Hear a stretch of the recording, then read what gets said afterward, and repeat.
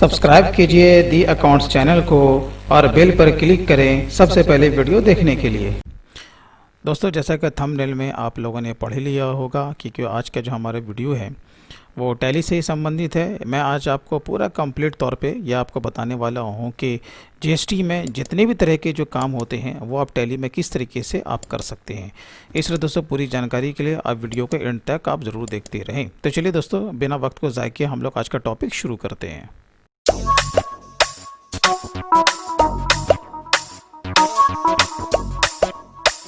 तो दोस्तों, हम लोग आ जाते हैं टैली पे, क्योंकि हमारा सारा काम टैली पे ही होने वाला है। जैसा कि मैंने आप लोगों से कहा कि पूरा कंप्लीट वर्क हम लोग आज सीखने वाले हैं। तो सबसे पहले आप जानते हो कि टैली में अगर आप जीएसटी का कोई भी काम अगर स्टार्टअप करना चाहते हो तो टैली के हिसाब से आपको इसमें जीएसटी का पूरा कॉन्फ़िगर करना पड़ेगा। ठीक है, तो इसके लिए हम लोग क्या करते हैं, सबसे पहले हम लोग जीएसटी को कॉन्फ़िगर कर लेते हैं। ठीक है, तो सबसे पहले आपको गेट वे ऑफ टैली में ही रहना, आपको F11 को प्रेस करना है, वो आपको यहाँ पर दिख रहा होगा। ठीक है, आप F11 को प्रेस कीजिए। फिर उसके बाद आपको कहाँ चले जाना है, स्टैट्यूटरी एंड टैक्सेशन। ओके, फिर यहाँ पर देखिए दो ऑप्शन आपको यहाँ पर नज़र आ रहा होगा, है ना। आपका एनेबल जीएसटी, आपको इसे भी यस करना है, और सेट ऑल्टर जीएसटी डिटेल्स, आपको इसे भी यस करना। दोनों को हम लोग यस करते हैं। देखिए, जैसे आप यस कीजिएगा तो इस तरह का आपका जीएसटी का डिटेल्स वो आपसे पूछेगा। ठीक है, जिस नेचर कि आपकी कंपनी है वो सारा डिटेल्स आपको 1 बाय 1 करके आपको पुटअप करना है। तो कैसे करना है, चलिए मैं आपको बता देता हूँ। जैसे कि स्टेट है, मेरा बिहार है तो मैं बिहार लूँगा। अब देखिए यहाँ पर दो तरह का यहाँ पर आपको नज़र आ रहा है ना, रजिस्ट्रेशन टाइप, कंपोजिशन और रेगुलर।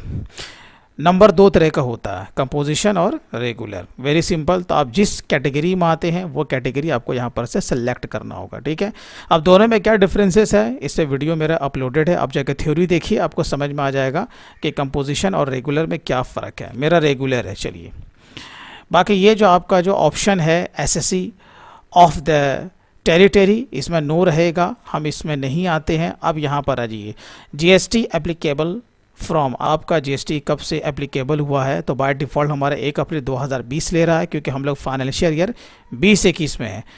अगर कभी बीच में अगर आपका नंबर अगर आप लेते हो तो वो डेट आपका चेंज हो जाएगा। ठीक है, चलिए हम लोग आगे बढ़ते हैं। अब यहाँ पर आपसे क्या पूछ रहा है, जीएसटी नंबर। तो मैं यहाँ पर अपना जीएसटी नंबर कॉपी पेस्ट कर देता हूँ। ये हो गया हमारा जीएसटी नंबर। अब यहाँ पर देखिए, अब जो GSTR1 का आप जो रिटर्न फाइल करोगे वो आप कैसे करोगे, मंथली करोगे या फिर क्वार्टरली। जैसे कि आपको मालूम है ना, दो तरीके से आप GSTR1 का रिटर्न फाइल कर सकते हो, या तो मंथली या फिर क्वार्टरली। मंथली उसके लिए अभी जो फ़िलहाल जो जीएसटी का जो लॉ है वो ये कहता है कि भाई अगर आपका टर्नओवर अगर 1.5 करोड़ से अगर कम है तब तो आप क्वार्टरली वे में अपने रिटर्न को फाइल कर सकते हो, लेकिन 1.5 करोड़ से जहाँ ज़्यादा हो गया तो फिर आपको मंथली मोड में आपको अपना रिटर्न फाइल करना पड़ेगा। मेरी बात क्लियर है। तो चलिए मैं यहाँ पर ले लेता हूँ क्वार्टरली। ठीक है, अब यहाँ पर देखिए ई वे बिल एप्लीकेबल, अगर आपको टैली से ही ई वे बिल अगर जनरेट करना है तो आप इसे यस करेंगे, नहीं है तो आप इसे नो करेंगे। फिलहाल मैं इसे यस रख रहा हूँ आपको समझाने के लिए। ठीक है, अब यहाँ पर एप्लीकेबल फ्रॉम बाय डिफ़ॉल्ट उसे वही ही रहने दें। अब यहाँ पर देखिए ये जो थ्रेशोल्ड लिमिट दे रहा है, अब यहाँ पर 3 तरह का लिमिट दिया हुआ है। किसके लिए, आपका ई वे बिल के लिए। अब यहाँ पे जो लिस्ट ऑफ जो वैल्यू है किस हिसाब से आपका ई वे बिल जनरेट होता है, कि ये जो 50 सर का वैल्यू दिया हुआ है ना, एक तो दिया हुआ है इनवॉइस वैल्यू, दूसरा दिया हुआ टैक्सेबल एंड एग्जैम्प्ट गुड्स वैल्यू। यानी कि वो जो आपका 50,000 का जो फिगर रहेगा, क्या उसमें टैक्सेबल भी है, क्या उसमें एग्जैम्प्टेड गुड्स का भी वैल्यू है। अगर ऐसा है तो फिर आपको ये लेना पड़ेगा। फिर यहाँ पर आपका थर्ड क्या दिया हुआ है, टैक्सेबल गुड्स वैल्यू। क्या इस 50,000 रुपये में केवल टैक्सेबल ही गुड्स है, मेरी बात को समझे कि नहीं। तो 3 तरह का कैटेगरी है। ठीक है, तो ये क्या होता है ना कि ये जब टैली जब आपका जो अपडेट होता है तो जिस तरीके से जीएसटी का लॉ चेंज होता है उसी तरीके से ये भी अपडेट होता है। तो अभी जो फ़िलहाल का जो कानून है, अभी फ़िलहाल क्या है कि भाई अगर आपका टैक्सेबल एंड एग्जैम्प्टेड गुड्स वैल्यू दोनों को जोड़ के है तब तो आप ये लोगे, लेकिन अभी का क्या लॉ है, टैक्सेबल गुड्स वैल्यू। मेरी बात को समझिए ना, केवल टैक्सेबल गुड्स वैल्यू को ही 50,000 में शामिल किया जाएगा, अदर देन सबको छोड़ दिया जाएगा। मेरी बात को समझे, तो हमें क्या करना, थर्ड वाले ऑप्शन को लेना पड़ेगा। क्लियर है, चलिए हम लोग आगे बढ़ते हैं। लिमिट तो भैया अभी 85,000 है, आगे बढ़िए। ठीक है, अब यहाँ पर देखिए ये आपसे क्या पूछ रहा है, एप्लीकेबल फॉर इंट्रा स्टेट। मैं आपको ठहर ठहर के इसलिए मैं बता रहा हूँ कि आपको अच्छी तरीके से आपका जीएसटी का सारा काम समझ में आ जाए। सिर्फ एंट्री करने से ही आपको सारी जानकारी नहीं होगी, है ना। आपको छोटी छोटी बात को भी ध्यान में आपको रखना पड़ेगा ताकि आपके जानकारी में भी इजाफा हो सके। देखिए, एप्लीकेबल फॉर इंट्रा स्टेट, एक होता है इंटर स्टेट। इंटर स्टेट का माने क्या होता है, एक राज्य से दूसरे राज्य के लिए, और इंट्रा स्टेट का माने अपने ही राज्य के अंतर्गत। जैसे कि आप जानते हो ना कि ई वे बिल का मतलब ख़ास तौर से कहाँ से होता है, एक राज्य से दूसरे राज्य के लिए। मेरी बात को समझे ना। तो क्या लोकल के लिए भी ये एप्लीकेबल होगा? अगर हाँ तो यस, अगर नहीं तो नो। मेरी बात को समझे। तो हम फिलहाल इसे भी यस रखेंगे, ठीक है। लिमिट मेरा 85,000 इसका भी है।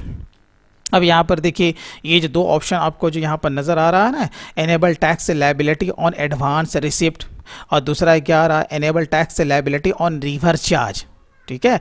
क्या होता है कि जब हम किसी से एडवांस हम लोग लेते हैं ना, तो उस पर भी हमारा जीएसटी एप्लीकेबल हो जाता, तो वो हम पर लायबिलिटी हुई कि नहीं हुई ना भाई। और अगर हम कोई अनरजिस्टर्ड से टैक्सेबल आइटम को परचेज करते हैं तो उस पर हमारा रिवर्स चार्ज एप्लीकेबल होता है। तो इस पर भी हमारा क्या होगा, जीएसटी आपकी जो लायबिलिटी है वो तो क्रिएट हो गई कि नहीं। मेरी बात को समझे कि नहीं। तो दोनों कंडीशन में इसकी लायबिलिटी हम पर बनती है। तो क्या इसे यस करना है? तो मैं फिलहाल कहूँगा नहीं भाई, इसे यहाँ पर से यस करने की ज़रूरत नहीं है, हम इसे आगे भी सेलेक्ट लेंगे। उसके बाद यहाँ पर ये ऑप्शन दे रहा है कि set alter GST rate details, हम इसे भी नो रखेंगे, ये हम लोग आगे देख लेंगे। एनेबल जीएसटी क्लासिफिकेशंस, ये भी यहाँ पर ज़रूरत नहीं है, इसे भी आपको यस करने की ज़रूरत नहीं है। हाँ, यहाँ पर आप देखिए प्रोवाइड LUT बॉन्ड डिटेल्स, ये क्या होता है, लेटर ऑफ अंडरटेकिंग। अगर आप एक्सपोर्टर हैं, अगर आपने जीएसटी के अगेंस्ट में अगर आपने LUT बॉन्ड वगैरह परचेज अगर आपने कर लिया है, तो फिर उसका डिटेल्स आपको यहाँ पर पुटअप करना पड़ेगा। कब? अगर आप एक्सपोर्टर हो तो। मेरी बात को समझे ना। बाकी आपको कहीं पर इसे यस करने की ज़रूरत नहीं है। तो मेरे हिसाब से आपका जितना भी डिटेल्स यहाँ पे आना था वो आ चुका है। अब हम लोग क्या करेंगे भाई, इसे एक्सेप्ट कर लेंगे। क्लियर है। इंटर मार के नीचे आइए, यहाँ पर आपको क्या डाल देना है, अपना पैन नंबर। ठीक है। चलिए मैं ऐसे भी खाली छोड़ रहा हूँ, लेकिन आपको यहाँ पर अपना पैन नंबर ज़रूर डालना है। ये हो गया भाई एक्सेप्ट। चलिए अब हम लोग इसके मार के पीछे आ जाते हैं। ये बोले तो हमारा गेटवे ऑफ टैली है। अब देखिए कॉन्फ़िगर तो हो गया। अब हमें क्या करना है, डेटा को पहले देखना पड़ेगा ना कि किस टाइप का ट्रांजैक्शन है। बात क्लियर है कि नहीं। तो सिंपल सी बात है, आपका परचेज होगा, सेल होगा, यही होगा ना। आपका क्या होगा, परचेज रिटर्न होगा, सेल से रिटर्न होगा। ओके। फिर उसके साथ साथ आपको क्या करना, कुछ एडजस्टमेंट एंट्री भी हो सकती है। आपको माल के साथ आपको सारा काम करना है। कभी कभी क्या होता है कि हमारा बिना इन्वेंट्री के भी काम होता है ना। बिल कहीं और फट रहा है, अकाउंटिंग टैली में हो रही है। कभी कभी क्या होता है कि टैली से ही बिलिंग हो रहा। तो मोस्ट इंपॉर्टेंट चीज़ ये भी है ना, तो मैं आपको बताऊंगा इसी वीडियो में कि ऑटोमेटिक तरीके से आप इन्वेंट्री के साथ आप किस तरीके से बिल को आप जनरेट कर सकते हो। तो आपका बिल भी जनरेट हो जाएगा, आपके अकाउंटेंसी भी हो जाएगी, है कि नहीं। तो आपको टेंशन नहीं लेना, बस वीडियो को आपको धैर्यपूर्वक आपको देखते रहना। ठीक है। तो चलिए सबसे पहले हम लोग क्या करते हैं ना, कि पहले हम लोग ये देखते हैं कि भाई कि हम जो इसमें कोई भी अगर एंट्री डालते हैं तो उससे रिलेटेड जितना भी जो हमारा लेजर होता है वो किस तरीके से बनाया जाता है। ओके। इसके लिए हम लोग कहाँ चले जाएंगे, देखिए मास्टर आपको यहाँ पर नज़र आ रहा है ना। उसके बाद हम लोग चले जाएंगे अकाउंट्स इन्फो, यानी कि अकाउंट्स इन्फॉर्मेशन। ठीक है। उसके बाद आपका नीचे दिया हुआ इन्वेंट्री। अभी हम इन्वेंट्री में हाथ नहीं लगा रहे हैं, हम लोग पहले चलते हैं अकाउंट्स इन्फो में। आ गए। अब हमें कहाँ जाना है, लेजर में जाना है। चलिए लेजर में आ गए। अब क्या करना है, क्रिएट करना। ओके। अब देखिए अब आपको क्या क्या स्टेप को आपको फॉलो करना है। जैसे कि मैं सबसे पहले बनाने जा रहा हूँ परचेज़ का लेजर। अब मैं यहाँ पर टाइप कर देता हूँ, जैसे कि आपका परचेज़ है। ठीक है। ये हो गया भाई परचेज़। मैं टैप कर देता हूँ जीएसटी। अब देखिए मैं आपको एक बार ठहर के यहाँ पर समझा देता हूँ। मैं कॉमन लेजर का मैं यहाँ पर यूज़ कर रहा हूँ, केवल परचेज़ जीएसटी। इसमें हमारा लोकल भी आ जाएगा और बाहर का भी आ जाएगा। मैं इंपोर्ट और एक्सपोर्ट की मैं बात नहीं कर रहा हूँ। ठीक है। लोकल बोले तो इंट्रा स्टेट और बाहर का बोले तो इंटर स्टेट। तो ये दोनों टाइप का परचेज़ के लिए मैं एक ही लेजर में बना रहा हूँ, बोले तो परचेज़ जीएसटी, बोले तो कॉमन लेजर। ठीक है। चलिए इंटर मार्क नीचे आइएगा। अब यहाँ पूछेगा आपसे, ग्रुप पूछेगा, तो आप जानते हैं, इतना तो आपको पता होगा, परचेज का ग्रुप परचेज ही होता है, ठीक है। इन्वेंट्री वैल्यू और अफेक्टेड, ये आपका यस रहेगा, इसमें आपको फंसने की ज़रूरत नहीं है। नीचे आइए मुद्दे पर, इस जीएसटी एप्लीकेबल, तो हाँ एप्लीकेबल। अब देखिए यहाँ पर स्पेस मारिए, यहाँ पर आपको 3 ऑप्शन आपको नज़र आता है ना, एप्लीकेबल, नॉट एप्लीकेबल और अनडिफाइंड। तो हम यहाँ पर क्या लेंगे, एप्लीकेबल लेंगे। चलिए टमटम को हम लोग आगे बढ़ाते हैं। सेट ऑल्टर जीएसटी डिटेल्स, अगर आप स्टॉक के साथ अगर आप काम कर रहे हैं तो फिर आपको इसे यस करने की ज़रूरत नहीं है। मेरी बात को समझे ना, क्योंकि बहुत सारी कंपनी ऐसी होती है कि वो स्टॉक के साथ काम नहीं करते, लेकिन आपको परचेज का लेजर तो बनाना पड़ेगा। मेरी बात को समझे कि नहीं। तो यहाँ पर आपको क्या करना है, इसे आपको नो रखना है। कौन से कंडीशन में, जहाँ पर आपका इन्वेंट्री के साथ काम हो रहा है। तो हम क्या करेंगे, जितना भी जो स्टॉक से रिलेटेड डिटेल्स है, जीएसटी का रेट है, उसका HSN कोड है, वो हम लोग कहाँ डालेंगे, स्टॉक में डालेंगे। तो हमें इसके अंदर जाने की ज़रूरत नहीं है, ठीक है ना। तो मैं आपको क्या बताने जा रहा हूँ कि मैं इन्वेंट्री के साथ में ये पूरा मैं आपको बता रहा हूँ, तो आपको इसके अंदर जाने की ज़रूरत नहीं है। अगर फिर भी अगर मैं इसे यस करता तो क्या खुलता, यही खुलता ना। तो एक ही डिटेल्स को आपको बार बार पुटअप नहीं करना है, ठीक है। चलिए इसके मार के पीछे आइए। तो मैंने क्या बोला, ऐसा नो रखना, नो रखिए। अब यहाँ पर आइए, टाइप ऑफ सप्लाई क्या है, गुड्स है या सर्विस है। ऑफकोर्स हमारा गुड्स है, ठीक है, क्योंकि हम लोग क्या करने जा रहे हैं, अकाउंट्स विथ इन्वेंट्री, ठीक है। चलिए इसे हम लोग एक्सेप्ट करते हैं, एक का काम ख़त्म हो गया। इसी तरीके से हम लोग बनाएंगे सेल से जीएसटी, ये भी हमारा कॉमन हो गया। लोकल के लिए भी यही होगा और इंटर स्टेट के लिए भी यही होगा, लेकिन आप चाहो तो लोकल के लिए भी और बाहर के लिए भी, प्लस एक्सपोर्ट अगर है तो आप 3 तरह का आप सेल के लिए लेजर आप बना सकते हो। मेरी बात को समझिए। चलिए एंटर मारिए, सेल का ग्रुप भाई सेल ही होता है, ठीक है। इन्वेंट्री वैल्यू और अफेक्टेड आपका यस रहेगा, ये आपका एप्लीकेबल रहेगा, ये आपका नो रहेगा। यहाँ पर क्या लेना है, गुड्स। यहाँ तक तो बहुत इजी है। चलिए हमारा 2 लेजर बन गया। अब इसके साथ साथ हमें क्या बनाना है, SGST, CGST और IGST।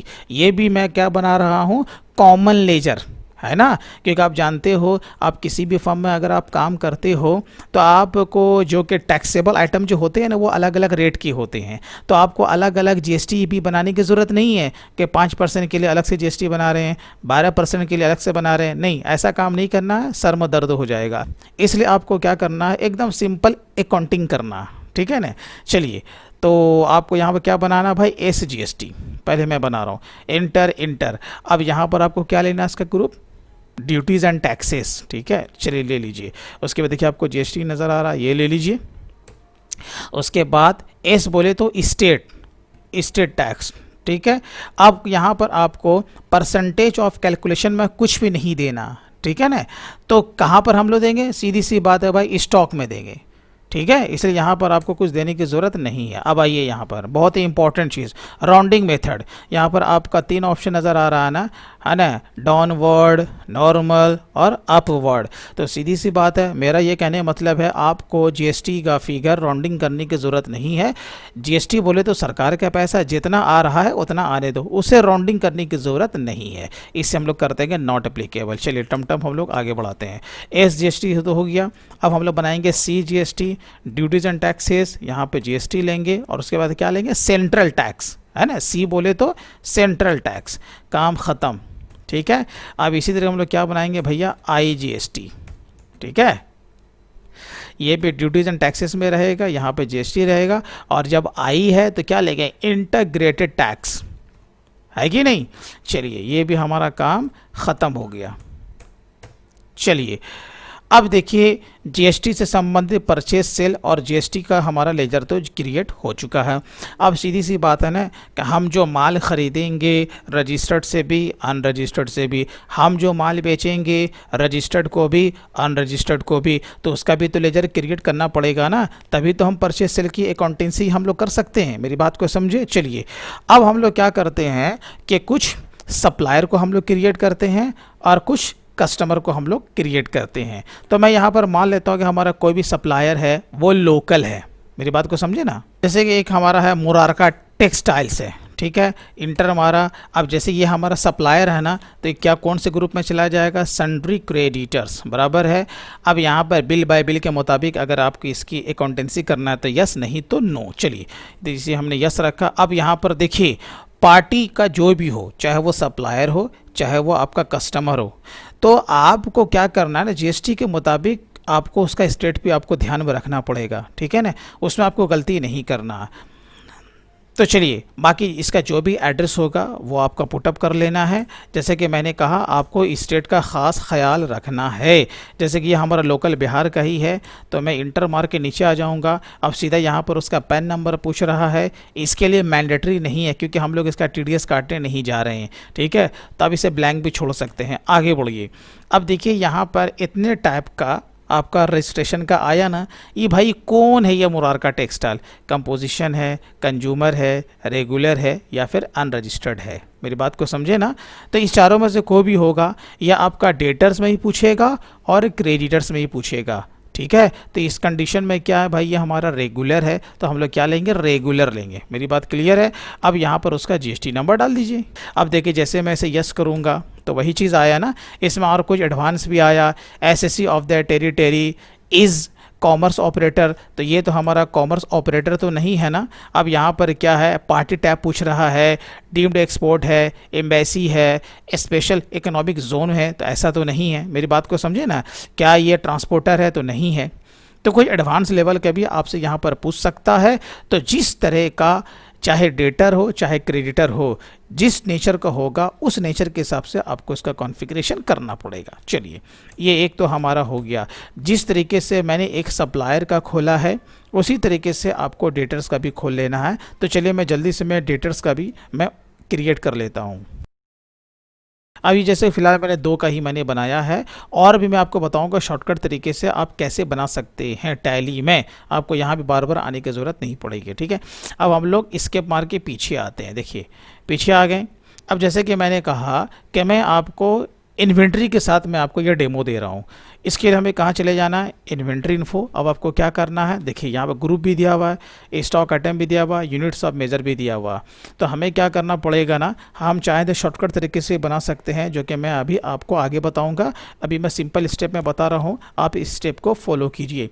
पहले ग्रुप आता है, ठीक है। चलिए, हम लोग पहले ग्रुप में जाते हैं, हम लोग क्रिएट करते हैं। देखिए, अब जीएसटी में ग्रुप का क्या काम है ये भी आपको समझना ज़रूरी है ना। आपने बहुत सारे वीडियोस देखे होंगे तरह तरह के, लेकिन जो बारीकियां जो होती हैं कि ग्रुप को हमें कहाँ पर यूज़ करना है, ये हमें सुनने को भी नहीं मिलता। तो मैं आपको बता देता हूँ।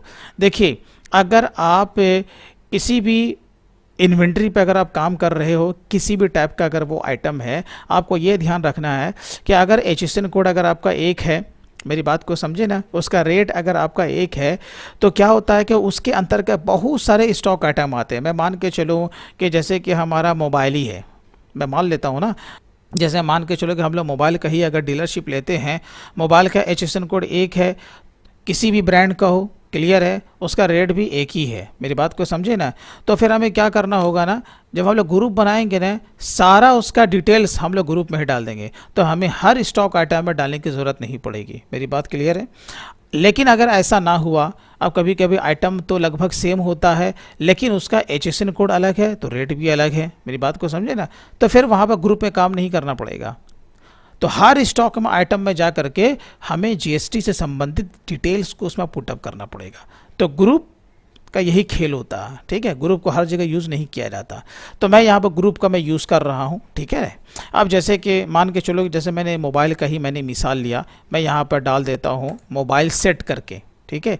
ये हमारा सबसे ऊपर का ये प्राइमरी एक ग्रुप बनने जा रहा है।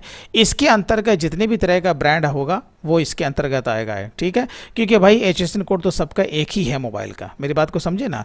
तो हम लोग क्या करेंगे, यहाँ पे ले लेंगे प्राइमरी, बहुत अच्छी बात है, यहाँ पर कर देंगे यस। अब आइए यहाँ पर सेट ऑल्टर GST डिटेल्स, इसे हम लोग क्या करेंगे, यस। क्यों, क्योंकि भाई मोबाइल का HSN कोड और रेट सबका सेम ही है। तो किसी भी टाइप का मोबाइल हो, हमें हर मोबाइल के अंदर जा करके GST का डिटेल्स डालने की ज़रूरत नहीं पड़ेगी। मेरी बात को समझे ना। जब अभी मैं और आगे जब अभी मैं आपको बताऊंगा तो और भी आपका कॉन्सेप्ट क्लियर हो जाएगा, ठीक है।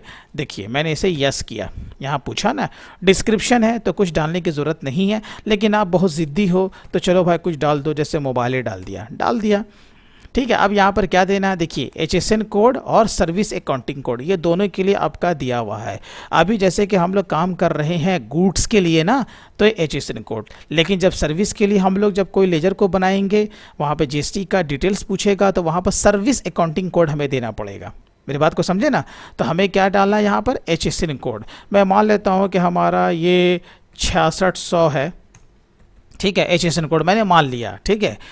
अब यहाँ पर आइए, इज नॉन GST गुड्स तो नहीं, ये भाई GST के अंतर्गत है, तो हम लोग क्या करेंगे, इसे नो रखेंगे। अब यहाँ पर आइए टैक्सेबिलिटी, यहाँ पर 3 ऑप्शन आपसे पूछ रहा है, एग्जाम्प्टेड है, नीलेटेड है, टैक्सेबल है। एग्जाम्प्टेड का माने कर मुक्त, नीलेटेड का माने जिसको शून्य में रखा गया है, मेरी बात को समझिए ना, और टैक्सेबल का माने जिस पर कोई टैक्स चार्ज किया जा सकता है, 5, 12, 18, 28। मेरी बात को समझे। चलिए तो हम लोग क्या लेंगे भाई, इसमें टैक्सेबल लेंगे। अब आइए इस रिवर्स चार्ज एप्लीकेबल, ये भी आपसे पूछ रहा है ना। देखिए आपको याद होगा ये इसमें से कुछ ऑप्शन जब हम लोग GST को कॉन्फ़िगर कर रहे थे ना, वहीं पर पूछ रहा था, तो मैंने बोला कि नहीं ये वहाँ पर हमें छेड़छाड़ करने की ज़रूरत नहीं है, हम लोग इसे आगे निपट लेंगे। तो यहाँ पर क्या इस रिवर्स चार्ज एप्लीकेबल, क्या इस पर रिवर्स चार्ज भी एप्लीकेबल है। अगर आप माल को किसी अनरजिस्टर्ड से परचेस करते हो ना, तो फिर आप पर रिवर्स चार्ज एप्लीकेबल हो जाएगा। अगर कोई ऐसा मामला है तो इसे यस करना, अगर नहीं है तो इसे नो कर रखना।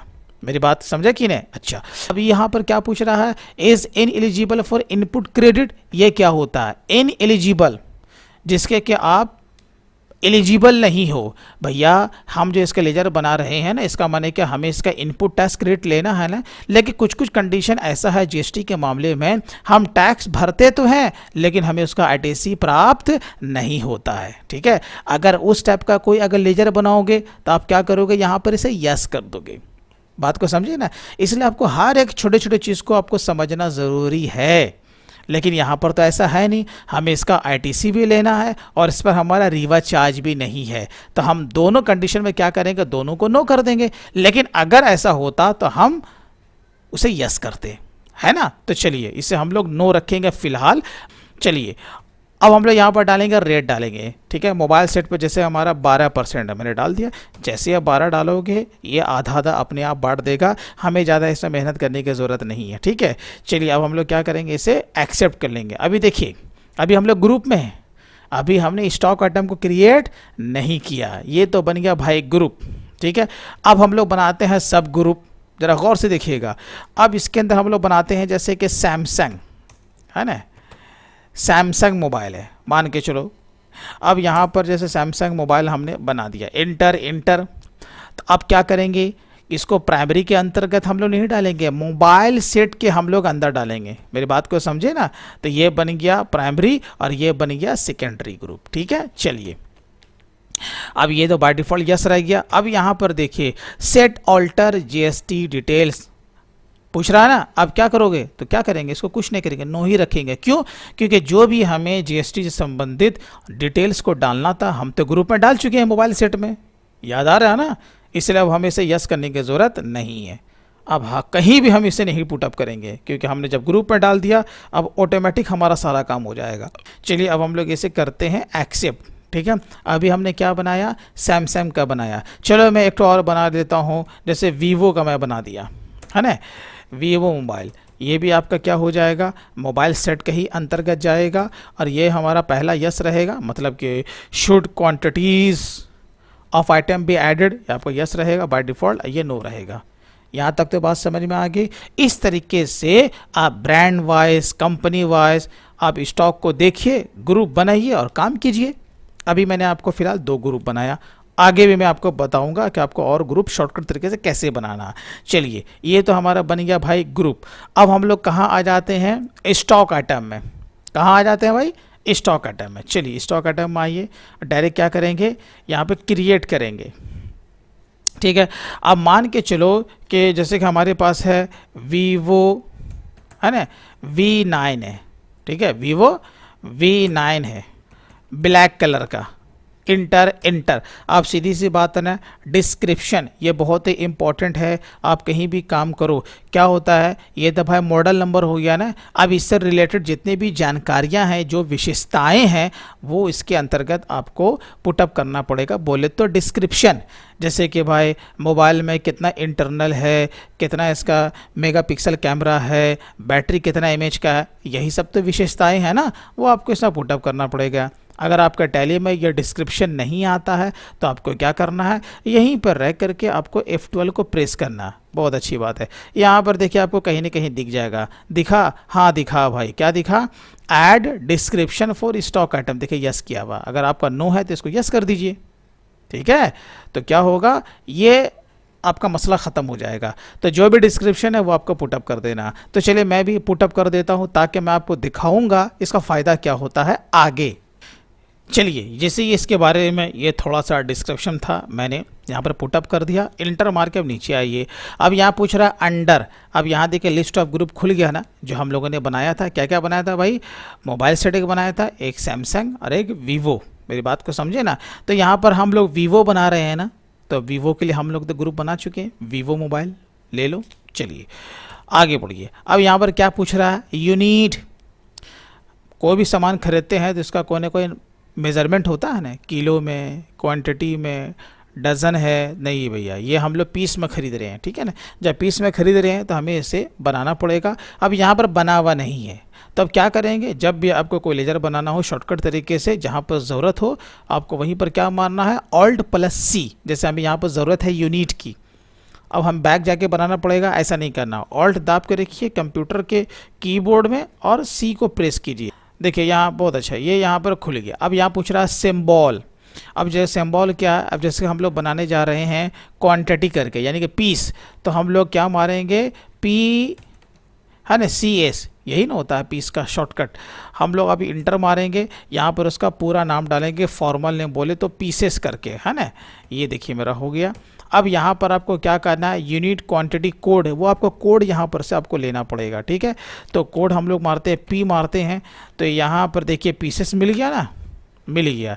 चलिए अब हम लोग आगे बढ़ते हैं। अब देखिए नंबर ऑफ डिस्प्ले प्लेस। अब थोड़ा यहाँ पर ठहरिए, कहीं कहीं पर ये 0 होगा, कहीं कहीं पर ये आपका बदल भी जाएगा। 2 भी हो सकता है, 3 भी हो सकता है, या जितने भी तरह का मेजरमेंट है उसमें कहीं 4 अगर आता तो भी हो सकता है। ये क्या दिया हुआ, नंबर ऑफ डेसिमल प्लेस। ये क्या होता है, जैसे पीस में कभी देखा है 1.5 पीस, 1.20 पीस, कभी आपने कभी ऐसा सुना है क्या, नहीं सुना।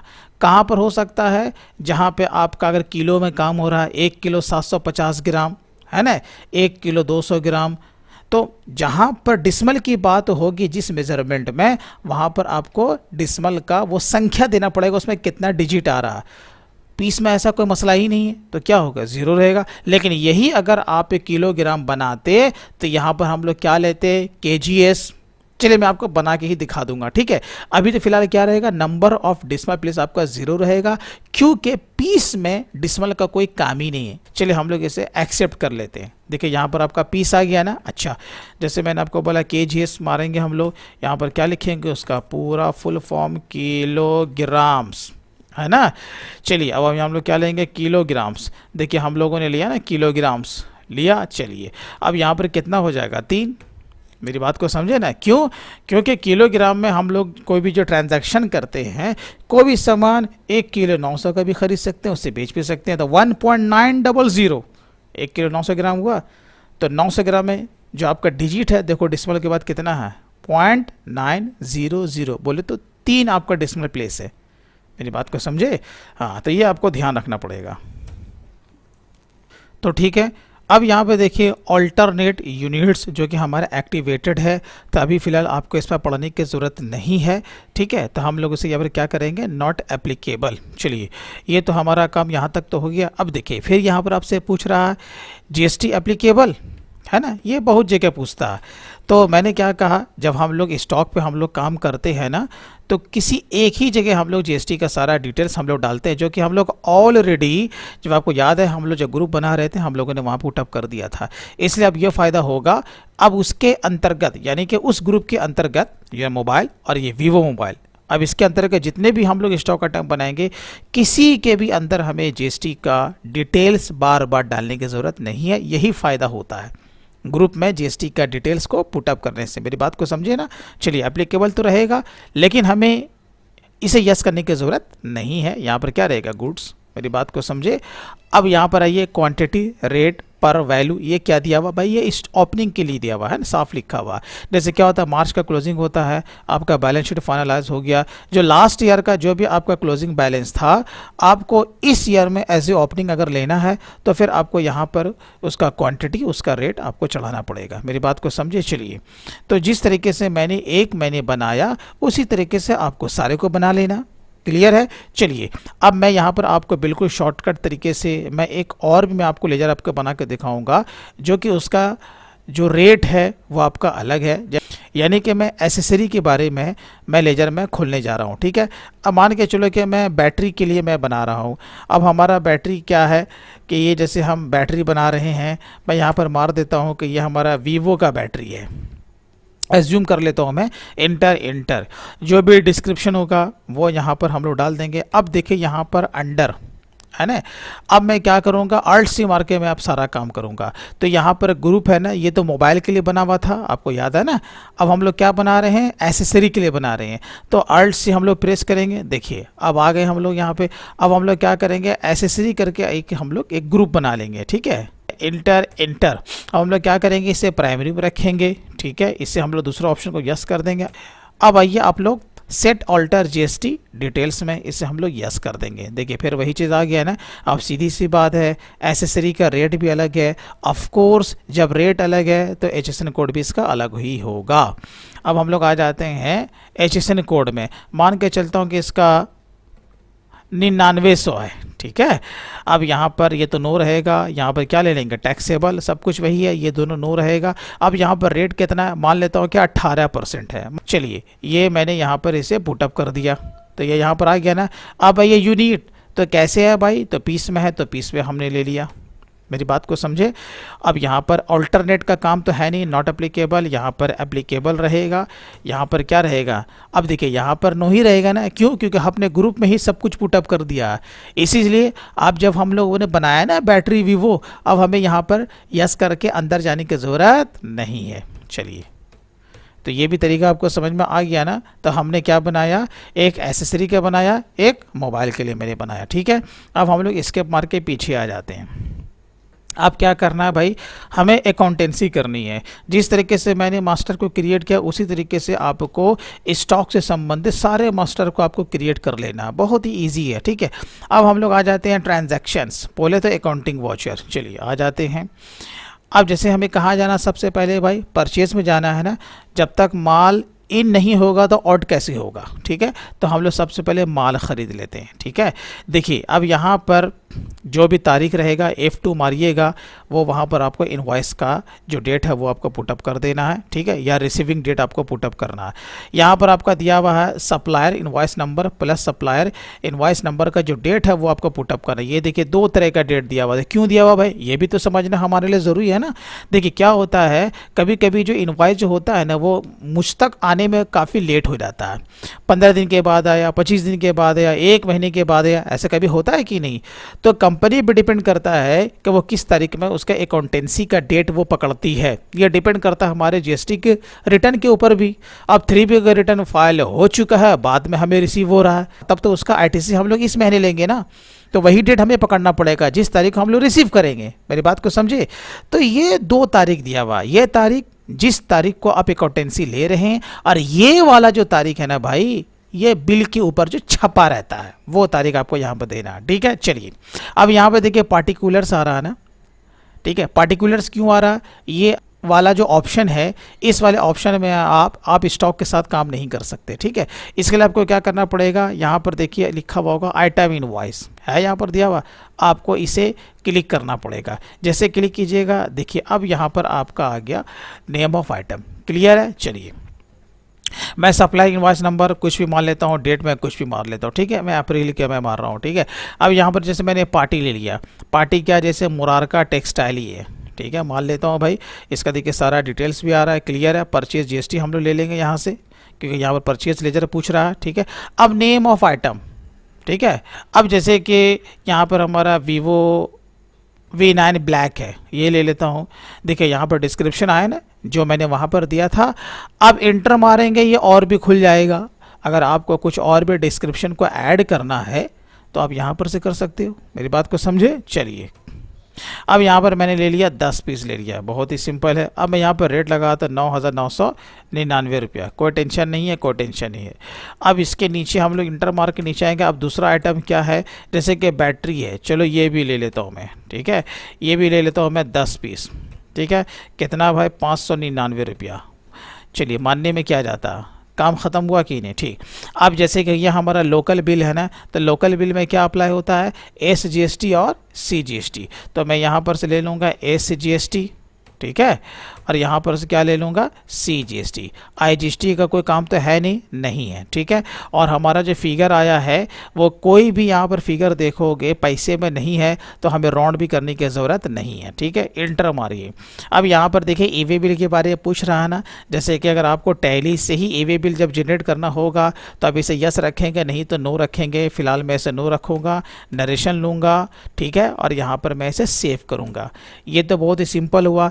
अब मैं एक और मैं परचेज़ का एंट्री लेता हूँ। ये तो हो गया लोकल, मैं बाहर से अब मैं कोई माल को मैं परचेज़ करता हूँ जिस पर आपका क्या अप्लाई होगा, IGST, है ना। चलिए, बिल नंबर मैं कुछ पकड़ लेता हूँ, पकड़ लिया। ठीक है, तारीख मैंने 2 तारीख पकड़ ले, चलो हटाओ। ठीक है, अब यहाँ पर आ जाइए पार्टी का नाम। ठीक है, अब जैसे पार्टी मान के चलो कि मेरा IBE क्राफ्ट है, मान लेता हूँ। चलिए, ये हो गया। अब यहाँ पर परचेज़ लेंगे और यहाँ पे क्या लेंगे, जो भी स्टॉक आइटम है, मान के चलो कि वीवो V9 ही है ना। मैं यहाँ पर ले लेता हूँ उसका 11 पीस। चलिए, रेट मान के चलो कि वही था 9,999 रुपया। ठीक है, अब यहाँ पर हम लोग क्या लेंगे, IGST। देखिए, IGST हम लोगों ने लिया, सब कुछ आ गया ना, ऑटोमेटिक हमारा सारा काम तो हो रहा है। लेकिन मैं अभी आपको और भी आगे बताऊंगा कि हमें बार बार ये SGST, CGST और IGST भी लेने की ज़रूरत नहीं पड़ेगी। ऑटोमेटिक तरीके से बिल्कुल आपका सारा काम हो जाएगा। बस दोस्तों, अगर आपको GST में मास्टर बनना है कि टैली में किस तरीके से सारा काम किया जा सकता है, तो वीडियो के एंड तक आप ज़रूर देखते रहे, आपका सारा कन्फ्यूज़न आपका दूर होने वाला है। ठीक है, चलिए, अब हम लोग क्या करेंगे, Alt+C मार करके एक और एक लेजर बनाएंगे, है कि नहीं, क्योंकि हमें इसे राउंड करना है। यहाँ पे कितना आ रहा है, 1,23,187 रुपया 68 पैसा आ रहा है ना, हमें इसे राउंड करना है। Alt+C मारिए, राउंड ऑफ करके एक लेजर बनाइए, ग्रुप कर दीजिए इसका इनडायरेक्ट एक्सपेंसेस। ठीक है, इन्वेंट्री वैल्यू और अफेक्टेड नो रहेगा, यहाँ पर क्या कर देंगे, नॉट एप्लीकेबल। मेरी बात को समझे, यहाँ पर भी नॉट एप्लीकेबल है क्योंकि इसका ताल्लुक GST से नहीं है, हमें बिल को राउंड फिगर करना है। तो यहाँ पर 68 पैसा है ना, तो क्या करेंगे, 50 से ऊपर है तो 1 रुपया, 50 पैसे से कम है तो उसे हम लोग ज़ीरो मानते हैं। तो चलिए, इसमें कितना पैसा जोड़ेंगे, जो 1 रुपया हो जाएगा, 68 है ना, तो हम लोग क्या करेंगे, इसमें हम लोग 32 पैसा जोड़ेंगे, बराबर है कि नहीं। देखिए, हो गया 188 रुपया। चलिए, ये बात तो हो गया, बाकी जो बिल नंबर है वो डाल दोगे। अब यहाँ पर जैसे हम लोग एक्सेप्ट करते हैं, कोई अगर मैसेज नहीं आता है, इसका माने हमारा काम सही जा रहा है। ठीक है, फिर भी आप टैक्स एनालिसिस को यहाँ पर देख सकते हो। ठीक है, ये देखिए, है ना, यहाँ पे आप एक बार इस पर क्लिक करो। जैसे जब क्लिक करोगे, डिटेल पर क्लिक करो, यहाँ पे देखो सारा डिटेल्स आ रहा है ना। यहाँ पर आपको बता रहा है कि ये आपका टैक्सेबल वैल्यू हो गया, 12% के हिसाब से उसने यहाँ पर निकाल के दिखा दिया। ठीक है, चलिए, अब हम इसे सेव करेंगे। सेव हमने कर लिया, इसका माने हमने 2 बिल का हमने एंट्री ले लिया है अपने टैली में। एक लोकल था और एक बाहर से था, क्लियर है। चलिए, अब हम क्या करेंगे, इसी माल को बेचेंगे ना। अब माल को अगर हम लोग बेचते हैं तो हम लोग क्या करेंगे भाई, इनवॉइस तो बनाएंगे। तो चलिए, अब हम लोग आ जाते हैं F8 में, आ गए सेल में। अब हम लोग क्या करेंगे भाई, माल बेचेंगे। माल बेचेंगे तो हम लोग बिल बनाएंगे ना। अभी मैं आपको बताऊंगा कि जैसे कि आपको सिंपल वे में आपको अकाउंटिंग करना है और आपको इनवॉइस का प्रिंट आउट ले लेना है। लेकिन इसके बाद में आपको अभी जस्ट मैं आपको बताऊंगा कि ऑटोमेटिक तरीके से आपका बिलिंग कैसे होगा, बिल्कुल ऑटोमेटिक तरीके से, है ना। चलिए, मैं मान लेता हूँ कि आपने नगद में ही कोई माल बेचा, तो कैश ले लिया हम लोगों ने। ठीक है, इंटर मार के हम लोग आगे बढ़ जाते हैं। हम लोग यहाँ पर क्या ले लेंगे, सेल्स लेजर बोले तो सेल्स GST। ठीक है, कोई भी स्टॉक आइटम एक तो पकड़ लीजिए जैसे कि हमारे पास वीवो V9 अभी भाई 21 पीस है ना। चलिए देखिए यहाँ पर डिस्क्रिप्शन आ गया ना। चलिए अब हम लोग यहाँ पर क्या लेंगे, 1 पीस लेंगे। मान लेते हैं हमने इसे 11,999 में सेल किया, ठीक है, ये टैक्सेबल वैल्यू है। Inter inter. अब हम लोग इस पर क्या लेंगे, SGST और क्या लेंगे भैया, CGST। वो क्यों, कैश में बेच रहे हैं ना, तो इसमें क्या अप्लाई होगा, SGST CGST बोले तो लोकल, ठीक है। चलिए ये हो गया। अब यहाँ पे 88 पैसा आ रहा है ना, तो हम लोग क्या करेंगे, इक्वल टू राउंड लेंगे और यहाँ पर क्या करेंगे, इसमें कितना पैसा जोड़ देंगे, 12 पैसा। देखिए हो गया। अब सीधा यहाँ पे क्या डालेंगे, अपना बिल नंबर, ठीक है। अब बिल नंबर आपका क्या हो सकता है, अब देखिए मैं आपको बता रहा हूँ, अगर टैली से ही बिल जनरेट हो रहा है यही आपका बिल नंबर होता है, ठीक है। और अगर मैनुअल बिल फटा है, अकाउंटेंसी कर रहे हैं, तो जो मैनुअल आपका बिल नंबर होगा वही बिल नंबर आपको यहाँ पर देना। तो ये निर्भर करता है कि कहाँ से आपका बिलिंग हो रहा है, मेरी बात को समझे ना। तो मैं मान लेता हूँ कि टैली से ही हमारा बिलिंग हो रहा है, तो बिल नंबर मेरा क्या होगा, ये आपको दिख रहा है ना यहाँ पर, ये नंबर, यही हमारा टैली का जो नंबर यहाँ पर दिख रहा है, यही हमारा बिल नंबर कहलाता है। अभी मैं आपको आगे बताऊंगा इसको आपको कॉन्फ़िगर किस तरीके से करना है। देखिए यहाँ पर 1 मैंने प्रेस किया, मैंने इसे एक्सेप्ट कर लिया। अब जैसे हमें इसका प्रिंट आउट लेना है, ठीक है। जब प्रिंट आउट अगर आपको लेना है तो आप इसे क्या करेंगे, पेज अप करेंगे। क्या करेंगे, पेज अप, आपके कीबोर्ड में दिया रहता है। देखिए मैंने पेज अप किया, सामने आ गया, यहाँ लेफ्ट साइड में दिया हुआ प्रिंट, क्लिक कीजिए। यहाँ पर देखिए टैक्स इनवॉइस आया विथ प्रिंट प्रीव्यू, इंटर मारिए। जैसे इंटर मारेंगे ये देखिए आपका इनवॉइस बन के तैयार है। जूम पर क्लिक कीजिए या Alt+Z मारिए। देखिए मैंने कहा था ना 1 बोले तो जो टैली का जो वहाँ पर नंबर आता है ना, वही आपका इनवॉइस नंबर होता है। 1 हो गया। बाकी ये सब भी जितने भी जो बॉक्स आ रहे हैं, आप जिसे चाहे हटा सकते हैं, जिसे चाहे आप रख भी सकते हैं, ठीक है। अब देखिए ये आपका यहाँ पर इनवॉइस मोटे तौर पे तैयार हो चुका है। तो ये जो इनवॉइस अभी जो तैयार हुआ, यह मैनुअल तरीके से हुआ।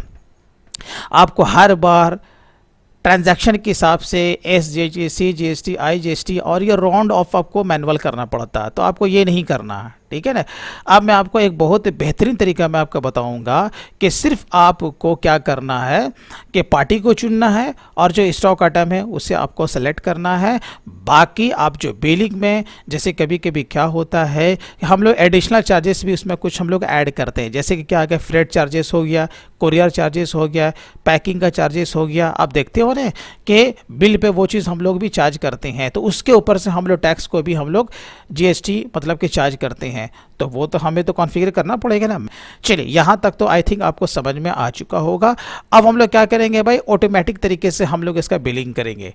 अब आपको बिलिंग करने के लिए आपको क्या करना पड़ेगा, आपको इसमें टैली में छोटा सा कॉन्फ़िगरेशन करना पड़ेगा, ठीक है। जैसे देखो अभी हमने एक यहाँ पे एंट्री ले ली ना, एक बिल हमारा इशू हो गया, ठीक है। टैली से ही अगर हमारा प्रिंट आउट अगर हो रहा है, यानी कि टैली से हमारा बिलिंग हो रहा है, तो आपको इस स्टेप को फॉलो करना पड़ेगा जो मैं अभी आपको बताने जा रहा हूँ। गेटवे ऑफ टैली में आइए, आ गए ना। अब आपको क्या करना है, अकाउंट्स इन्फो में जाना है, उसके बाद वॉचर टैब आपको दिख रहा होगा। चलिए वॉचर टैब में आइए, ठीक है। वॉचर टैब आने के बाद यहाँ पे देखिए क्रिएट है, डिस्प्ले ऑल्टर है। क्रिएट का मानिए नया वॉचर।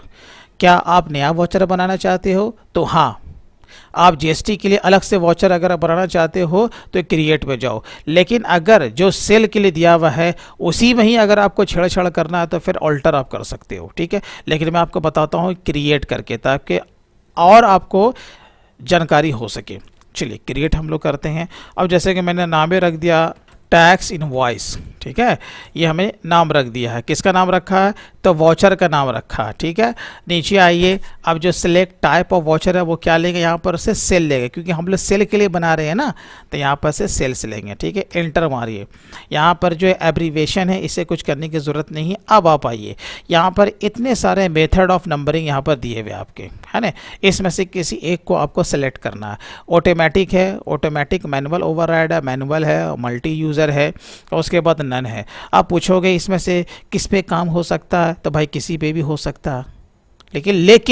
लेकिन टैली से ही अगर आपका सारा बिलिंग हो रहा है, उसमें नंबर में किसी टाइप का अगर छेड़छाड़ नहीं किया जाता है, तो फिर मेरे हिसाब से ऑटोमेटिक पे ही ज़्यादा काम किया जाता है, ठीक है। लेकिन ऑटोमेटिक प्लस मैनुअल पर भी काम हो सकता है, यानी जो हम डालेंगे वही नंबर लेगा टैली, उसके बाद से फिर वो ऑटोमेटिक लेगा, ऐसा भी काम हो सकता है कंपनी में। मेरी बात को समझिए ना, क्योंकि जीएसटी का मामला ऐसा है ना भाई कि जो बिल का नंबर होता है वो मिसिंग नहीं होना चाहिए। अगर 1 से लेकर 50 तक बिल है तो बीच का एक भी बिल आपका मिसिंग नहीं होना चाहिए, और वो सारा का सारा एक ऑर्डर में होना चाहिए, ऊपर नीचे नहीं कि बिल नंबर 50 फट गया तो 20 फटा, फिर 100 फट गया तो बीच का बिल नंबर कहाँ गया। तो ऐसा नहीं होता है जीएसटी के मामले में, ठीक है। बिल आपका एक ऑर्डर में होना चाहिए। तो चलिए मैं यहाँ पर क्या ले रहा हूँ, ऑटोमेटिक। आगे बढ़िए। अब यूज़ एडवांस कॉन्फ़िगरेशन, ये बहुत इंपॉर्टेंट है। मैं इसे यस करूँगा। देखिए यस करने से क्या होगा कि बहुत सारे आपने जीएसटी का अपने इनवॉइस देखा होगा, इसमें उसमें बिल का फॉर्मेट बना रहता है ना। जैसे मान के चलो कि हमारी कंपनी का नाम है शफी इंटरप्राइजेस, मैं मान लेता हूँ, जैसे कि मैं चाहता हूँ कि हमारा बिल का जो फॉर्मेट होना चाहिए, यानी कि बिल नंबर कैसा होना चाहिए, SE/001/B से कैश, ये पूरा बिल का फॉर्मेट हो गया। अगर मैं चाहूँ तो इसके लिए हमें बिल का फॉर्मेट बनाना पड़ेगा। तो स्टार्ट नंबर तो 1 ही रहेगा, बस खाली आप स्टेप को फॉलो कीजिए तो आपका भी काम निकल जाएगा। विड्थ ऑफ न्यूमेरिकल पार्ट, ये कितना हो सकता है, जैसे मैंने कहा आपको स्क्रीन पर दिख रहा होगा कि यहाँ पर हमें क्या चाहिए, 001 है ना, 001। तो यहाँ पर कितना हो गया, नंबर ऑफ डिजिट 3 हो गया ना, 3 चाहिए कि 4 चाहिए, आपने कहा नहीं 4 हमको डिजिट चाहिए, तो हमने यहाँ पर 4 ले लिया, तो कितना हो जाएगा, 0001 हो जाएगा। मेरी बात को समझे। अच्छा, प्रेफिल विद 0, अभी हम 0 का बात कर रहे थे, क्या 1 से पहले 2 से पहले, जब तक वो 4 डिजिट में आपका इनवॉइस नंबर ना आ जाए, उससे कम रहे, तो क्या उससे पहले आपको 0 चाहिए, ऑफ कोर्स चाहिए, तो इसे हम लोग यस करेंगे। चलिए आगे बढ़िए। अब देखिए रीस्टार्ट नंबरिंग, तो मैंने कहा जैसे मैंने यहाँ पर लिया ना स्टार्ट नंबरिंग 1, रीस्टार्ट नंबरिंग तो 1 ही होगा ना, क्योंकि हमारा नंबरिंग 1 से स्टार्ट हो रहा है, ठीक है। अब यहाँ पर आइए ईयरली, यहाँ पे इतने सारा ऑप्शन दिए हुए, ईयरली, वीकली, ठीक है ना। तो मेरे हिसाब से तो कोई भी जो नंबरिंग होता है वो ईयरली मोड में ही होता है, लेकिन कहीं कहीं कंडीशन अप्लाई में वो आपका मंथली भी हो सकता है। वो कैसे, मैं आपको बता देता हूँ। देखिए थोड़ा सा वीडियो लंबा भी आपको लग रहा होगा, लेकिन ऐसा नहीं है कि कोई चीज़ मैं आपको अधूरा बताऊँ, ठीक है, इससे आपको कोई दिक्कतें आए, तो मैं आपको मैं आपको क्लियर कर देता हूँ। ये इतने सारे जो ऑप्शंस दिए हुए हैं ना, ये सारे ऑप्शन पर काम होना कुछ ज़रूरी नहीं है, बट ऑप्शन तो दिए हुए हैं। तो इसमें से मेरे हिसाब से जो काम हो सकता है वो ईयरली ज़्यादातर एकदम 100%, और कभी कभी कहीं पर मंथली भी हो सकता है। वो कैसे, जैसे क्या होता है ना कि जैसे बिल का फॉर्मेट कैसा बनेगा, शफी के जैसे मैंने बोला ना, SE/ बिल का नंबर हो जाएगा, /फाइनेंशियल ईयर हो जाएगा, B से क्या / वहाँ पर आ जाएगा मंथ। अप्रैल में फटेगा तो अप्रैल लिख के आएगा, मई में बिल फटेगा तो मई लिख करके आएगा। तो उस तरीके से यहाँ पर मंथली आपको लेना पड़ सकता था, बिल का फॉर्मेट भी वैसा रहेगा। मेरी बात को समझे ना। तो उतना सर में दर्द लेने की ज़रूरत नहीं है भैया, टैली में बहुत कुछ है, ठीक है ना। लेकिन हमें क्या करना है, सिंपल अकाउंटेंसी करना है, और रात में सुकून से हमें सोना है। इस तरीके से हमें काम करना, टेंशन लेकर हमें काम नहीं करना, ठीक है ना। तो हम लोग क्या लेंगे भाई, ईयरली लेंगे। लेकिन जो फीचर्स था उसके बारे में मैंने आपको अपडेट कर दिया। चलिए अब हम लोग और इंटर मारते हैं, यहाँ आ जाते हैं 1 अप्रैल 2020, क्योंकि हम लोग फाइनेंशियल या 2021 के लिए हम लोग काम करें। अब आइए, ये प्रीफिक्स डिटेल्स का माने क्या होता है, ठीक है। जो फॉर्मेट आपको दिख रहा है ना, इनवॉइस नंबर से पहले का जो भी हिस्सा होता है वो प्रीफिक्स डिटेल्स कहलाता है, और इनवॉइस नंबर के बाद यानी कि 0001 के बाद का जो है यानी कि /2021 वो क्या हो जाएगा, सफिक्स। बहुत ही सिंपल है। चलिए तो हम लोग क्या डालेंगे, जैसे मैंने कहा है SE/, ठीक है, ये हमारा क्या हो गया, प्रीफिक्स। इंटर मार के आगे बढ़िए। अब क्या डालना है, सफिक्स, तो /20 से 21। मेरी बात को समझे। चलिए अब हम लोग क्या करेंगे, इंटर मारेंगे। अभी जितना भी ये जो यहाँ पर दिया हुआ है नो यस, इतना ज़्यादा झमेल में आपको पढ़ने की ज़रूरत नहीं है। चलिए अब आइए इंटर मार के, जहाँ जहाँ पर काम का चीज़ है मैं आपको बता रहा हूँ। प्रिंट वॉचर आफ्टर सेविंग, हाँ यस, ये क्या रहेगा, यस, यानी जैसे हम लोग सेव करें ऑटोमेटिक प्रिंट में चला जाना चाहिए। चलिए इसे यस कीजिए। और आगे बढ़िए, use for point of sale invoicing. एक पॉइंट ऑफ सेल आपका एक इनवॉइसिंग होता है, ठीक है ना। तो ये आपका जो छोटे मोटे जो रिटेलर होते हैं ना, वो इन सब लोगों के लिए है। मैं किसी और कभी मैं आपको बताऊंगा ये पॉज को आपको कहाँ पे यूज़ करना है, ठीक है। तो मैं इसे क्या करता हूँ, फिलहाल अभी नो रखता हूँ। हम लोग सीधा आगे बढ़ते हैं। देखिए अब हम लोग कहाँ आ जाते हैं, सेट ऑल्टर डिक्लेरेशन। ये क्या होता है, इसे यस कीजिए। जो भी आपका टर्म्स एंड कंडीशन है रिलेटेड टू सेल, आपको क्या करना है वो यहाँ पर आपको पुटअप कर देना। जैसे कि नंबर 1 मैं क्या डाल रहा हूँ, जैसे गुड्स, ठीक है, ये जैसे मैंने पुटअप किया। अब जैसे कि नंबर 2 है तो मैं क्या करूँगा, नंबर 2 लाना है तो कंट्रोल इंटर मारूंगा, तो मैं नीचे आ गया, मैं 2 लिखूंगा। मेरी बात को समझिए ना। इस तरीके से आपका जो भी टर्म्स एंड कंडीशन है, आप देखते हो ना बिल पे छपा रहता है ना, वो आपको यहाँ पर डिक्लेरेशन में पुटअप कर देना। जैसे इंटरेस्ट, ठीक है, जितनी मुझे अंग्रेजी आती है मैंने यहाँ पर पुटअप कर दी, इससे ज़्यादा मुझे अंग्रेजी नहीं आती है। चलिए इंटर मारिए, काम खत्म हो गया। अब मुद्दे की बात, हम चाहते हैं कि भाई हमारा जो इनवॉइसिंग है ना, क्योंकि हम लोग सेल के लिए बना रहे हैं ना, बिलिंग करने के लिए, तो मैं चाहता हूँ कि सब काम ऑटोमेटिक तरीके से हो। तो कैसे होगा, इसके लिए आपको नेम ऑफ क्लास को यूज़ करना पड़ेगा, ठीक है। अब नेम ऑफ क्लास में घुसने के लिए आपको यहाँ पर कुछ टैप करना पड़ेगा। तो टैप क्या करना है, जैसे मैं टैप कर देता हूँ GST, ठीक है। यहाँ पर नाम रह गया वॉचर का टैक्स इनवॉइस, और इसके अंतर्गत कि मैं ऑटोमेटिक तरीके से जो काम करूँगा तो वहाँ पर क्या मैं बना रहा हूँ, GST। चलिए आगे बढ़िए, इंटर मैंने माना, देखिए हम लोग कहीं घुस गए ना। अब आपकी स्टेप को फॉलो करना है। कह रहा है एक्सक्लूड द ग्रुप्स, ग्रुप को छोड़ करके, जो कि हमारे जो हम लोग ऑटोमेटिक तरीके से काम करेंगे ना, उसमें हमें जिसका काम नहीं पड़ेगा, किसका काम नहीं पड़ेगा, जैसे कि OCC का काम नहीं पड़ेगा, उसको ले लीजिए, ठीक है। OD बाय डिफ़ॉल्ट आ गया। ब्रांच एंड डिवीज़न का काम नहीं पड़ेगा, उसको छोड़ दीजिए, छोड़ दिया, इसका काम बिल्कुल नहीं पड़ेगा। अब आइए इंक्लूड द ग्रुप, इधर आ जाइए, एंड ऑफ लिस्ट हुआ, एंटर मारिए। अब कौन से ग्रुप को शामिल करना है, हाँ भाई, अब आपका जो बिलिंग होगा वह किसे किसे हो सकता है, सीधी सी सबसे पहले बोलोगे डेटर को होगा, है ना। उसके बाद क्रिएटर को भी बिलिंग हो सकता है, उसके बाद कैश में भी हो सकता है कि नहीं, ये आपका हो सकता है। क्लियर है। चलिए अब जैसे कि हमने इसे शामिल कर लिया, बाकी इंटर मार के नीचे आइए। अब यहाँ पर देखिए क्या लिखा हुआ, साफ लिखा हुआ है default accounting allocation for all item in invoice. मेरी बात को समझे। तो डिफॉल्ट बोले तो आपको सेल का GST लेना है। किसका लेना है, सेल का लेजर आपको यहाँ पर से सेलेक्ट करना पड़ेगा। देखिए सेल का लेजर यहाँ पर बना हुआ है कि नहीं, वो ले लीजिए। यहाँ पे इसे कोई छेड़छाड़ करने की ज़रूरत नहीं, ये आपका 100% ही रहेगा।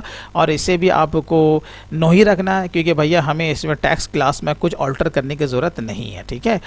टमटम आगे बढ़ाइए। अब नीचे आइए, अब क्या कह रहा है, एडिशनल क्या अकाउंटिंग एंट्रीज, यानी कि सेल के साथ साथ आपको और क्या क्या लेना है, जैसे कि आपका टैक्स, अदर चार्जेस वगैरह, है कि नहीं। अब जैसे अब आप देखिए यहाँ पे ध्यान से देखिएगा, अब जैसे कि यहाँ पर स्पेस मारोगे, ये सारा लेजर आपका खुल गया ना, SGST, CGST, IGST, जो भी लेजर था।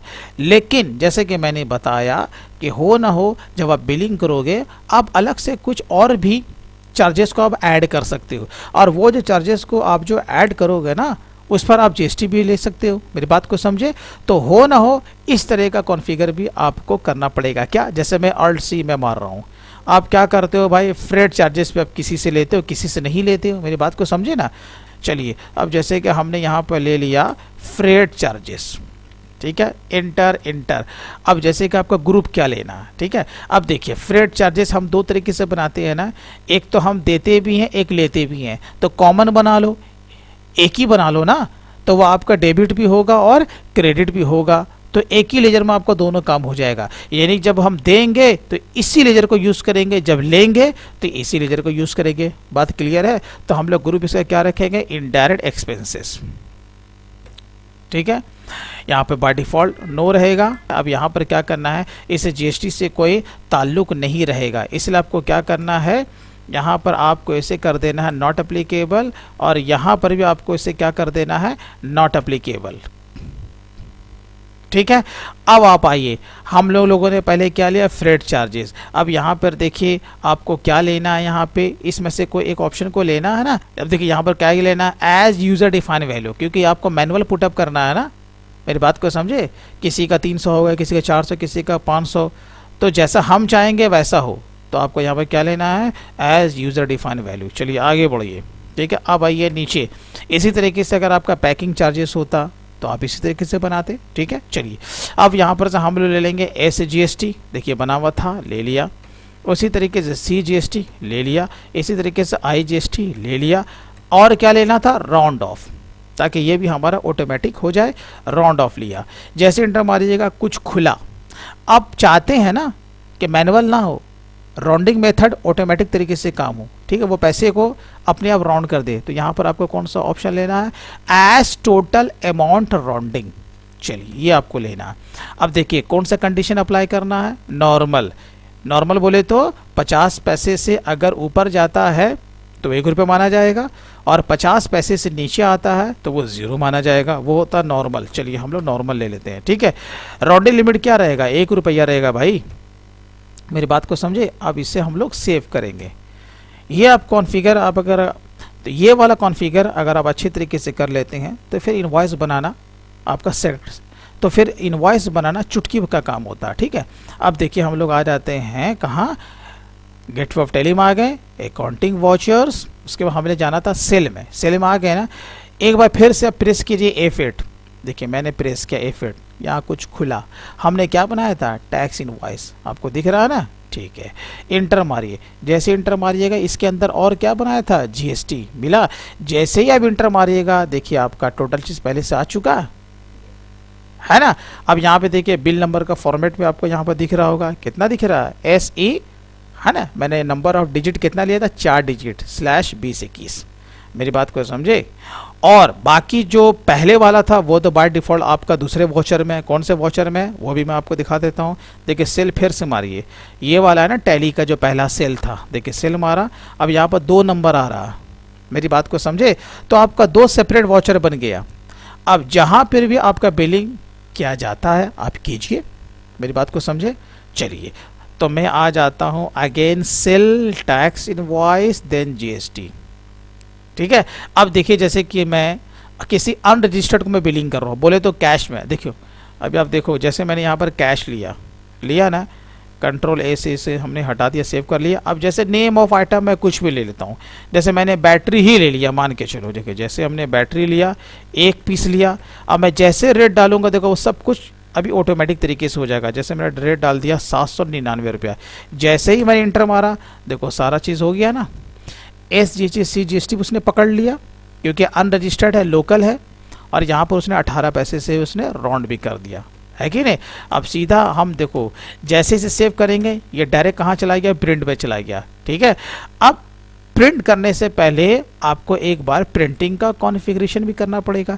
एक बार प्रिंटिंग का कॉन्फ़िगरेशन कर लो टैली में, फिर क्या करना है, साल भर आपको यही तो काम करना है, एंट्री करना है, बिल निकालना है। बहुत ही सिंपल है भाई, मेरी बात को समझे ना। चलिए जैसे मैं इंटर मारूंगा देखिए आपका बिल बनकर तैयार हुआ, Alt+Z मारिए, आपका बिल नंबर भी आ गया। और यहाँ पर देखिए जो सारा डिटेल्स जो आना चाहिए था GST से संबंधित वो सारा कुछ आ गया, ठीक है। और यहाँ पर जो हमारे कंपनी का टर्म्स एंड कंडीशन था वो भी आ गया। बात क्लियर है, क्लियर है। चलिए और बिल से रिलेटेड जो मोस्ट इम्पॉर्टेंट चीज़ होता है कि आपके बिल पे आपके अपने कंपनी का कुछ और भी डिटेल्स, बोले तो आपका बैंक अकाउंट भी होना चाहिए, है ना। थोड़ा सा कॉन्फ़िगरेशन भी हम लोग सीख लेते हैं, ताकि करके अगर आप टैली पे कहीं पर भी GST का काम करते हो ना तो बिलिंग में आप कहीं पे आप ना फंसो। अगर आपका बिलिंग अगर आपका अच्छा हो जाता है तो फिर मुझे नहीं लगता कि और भी किसी काम करने में आपको टैली में GST से संबंधित आपको दिक्कतें आ सकती हैं, ठीक है। अभी तो मैंने आपको ये एंट्री मैंने बताया, आगे अभी आपको मैं रिटर्न्स के बारे में मैं भी बताऊंगा कि रिटर्न्स आपको किस तरीके से फाइल करना है टैली से, है कि नहीं। उसमें आपके 3B है, 1 है, 2A को आपको किस तरीके से ट्रैक रखना है, ये सब कुछ मैं आपको इसी वीडियो में आपको बताने वाला हूँ। इसलिए दोस्तों मेरे आपसे गुजारिश होगी, अगर पूरा कंप्लीट तौर पे आपको GST का सारा काम सीखना है तो इस वीडियो को आप अंत तक ज़रूर देखते रहें। चलिए तो मैं अगेन इसे पेजअप करता हूँ वापस लाने के लिए, क्योंकि मुझे आपको प्रिंटिंग का कॉन्फ़िगरेशन आपको थोड़ा बहुत सिखाना है। अब जैसे मैंने क्लिक किया प्रिंट पे, अभी हमें इसका प्रिंट आउट नहीं लेना। अब यहाँ पर देखिए इतने सारे ऑप्शंस आपको दिए हुए हैं ना। अब जैसे कि मैं एक एक करके मैं आपको तेज़ी से मैं आपको बताता हूँ। देखिए ये आपका मेन काम जो इसका है, जैसे नो प्रीव्यू, बार बार ये प्रीव्यू आपसे पूछता है ना ये सामने आता है, लेकिन आप चाहते हैं दूर, क्या इसको बार बार देखना है यार। जब एक बार मैंने कॉन्फ़िगर कर दिया तो फिर इसे कर दो नो प्रीव्यू, ये प्रीव्यू नहीं हट जाएगा, डायरेक्ट आपका प्रिंट आउट हो जाएगा। चलिए अब यहाँ पर टाइटल दिया हुआ है, क्लिक करोगे। अभी मैंने क्या टाइप किया था, टैक्स इनवॉइस। आप चाहो जब भी प्रिंट आउट लो तो आप ऊपर के टाइटल को भी चेंज कर सकते हो, ठीक है। अब हम लोग और भी थोड़ा सा आगे बढ़ते हैं। देखिए अब यहाँ पर दिया हुआ है पेज नंबर। जैसे देखो यहाँ पर आपका पेज नंबर दिया 1 to all, ठीक है। आपको पार्टिकुलर जिस पेज को आपको प्रिंट आउट लेना है वो आपको वहाँ पर से आप पुटअप कर सकते हो।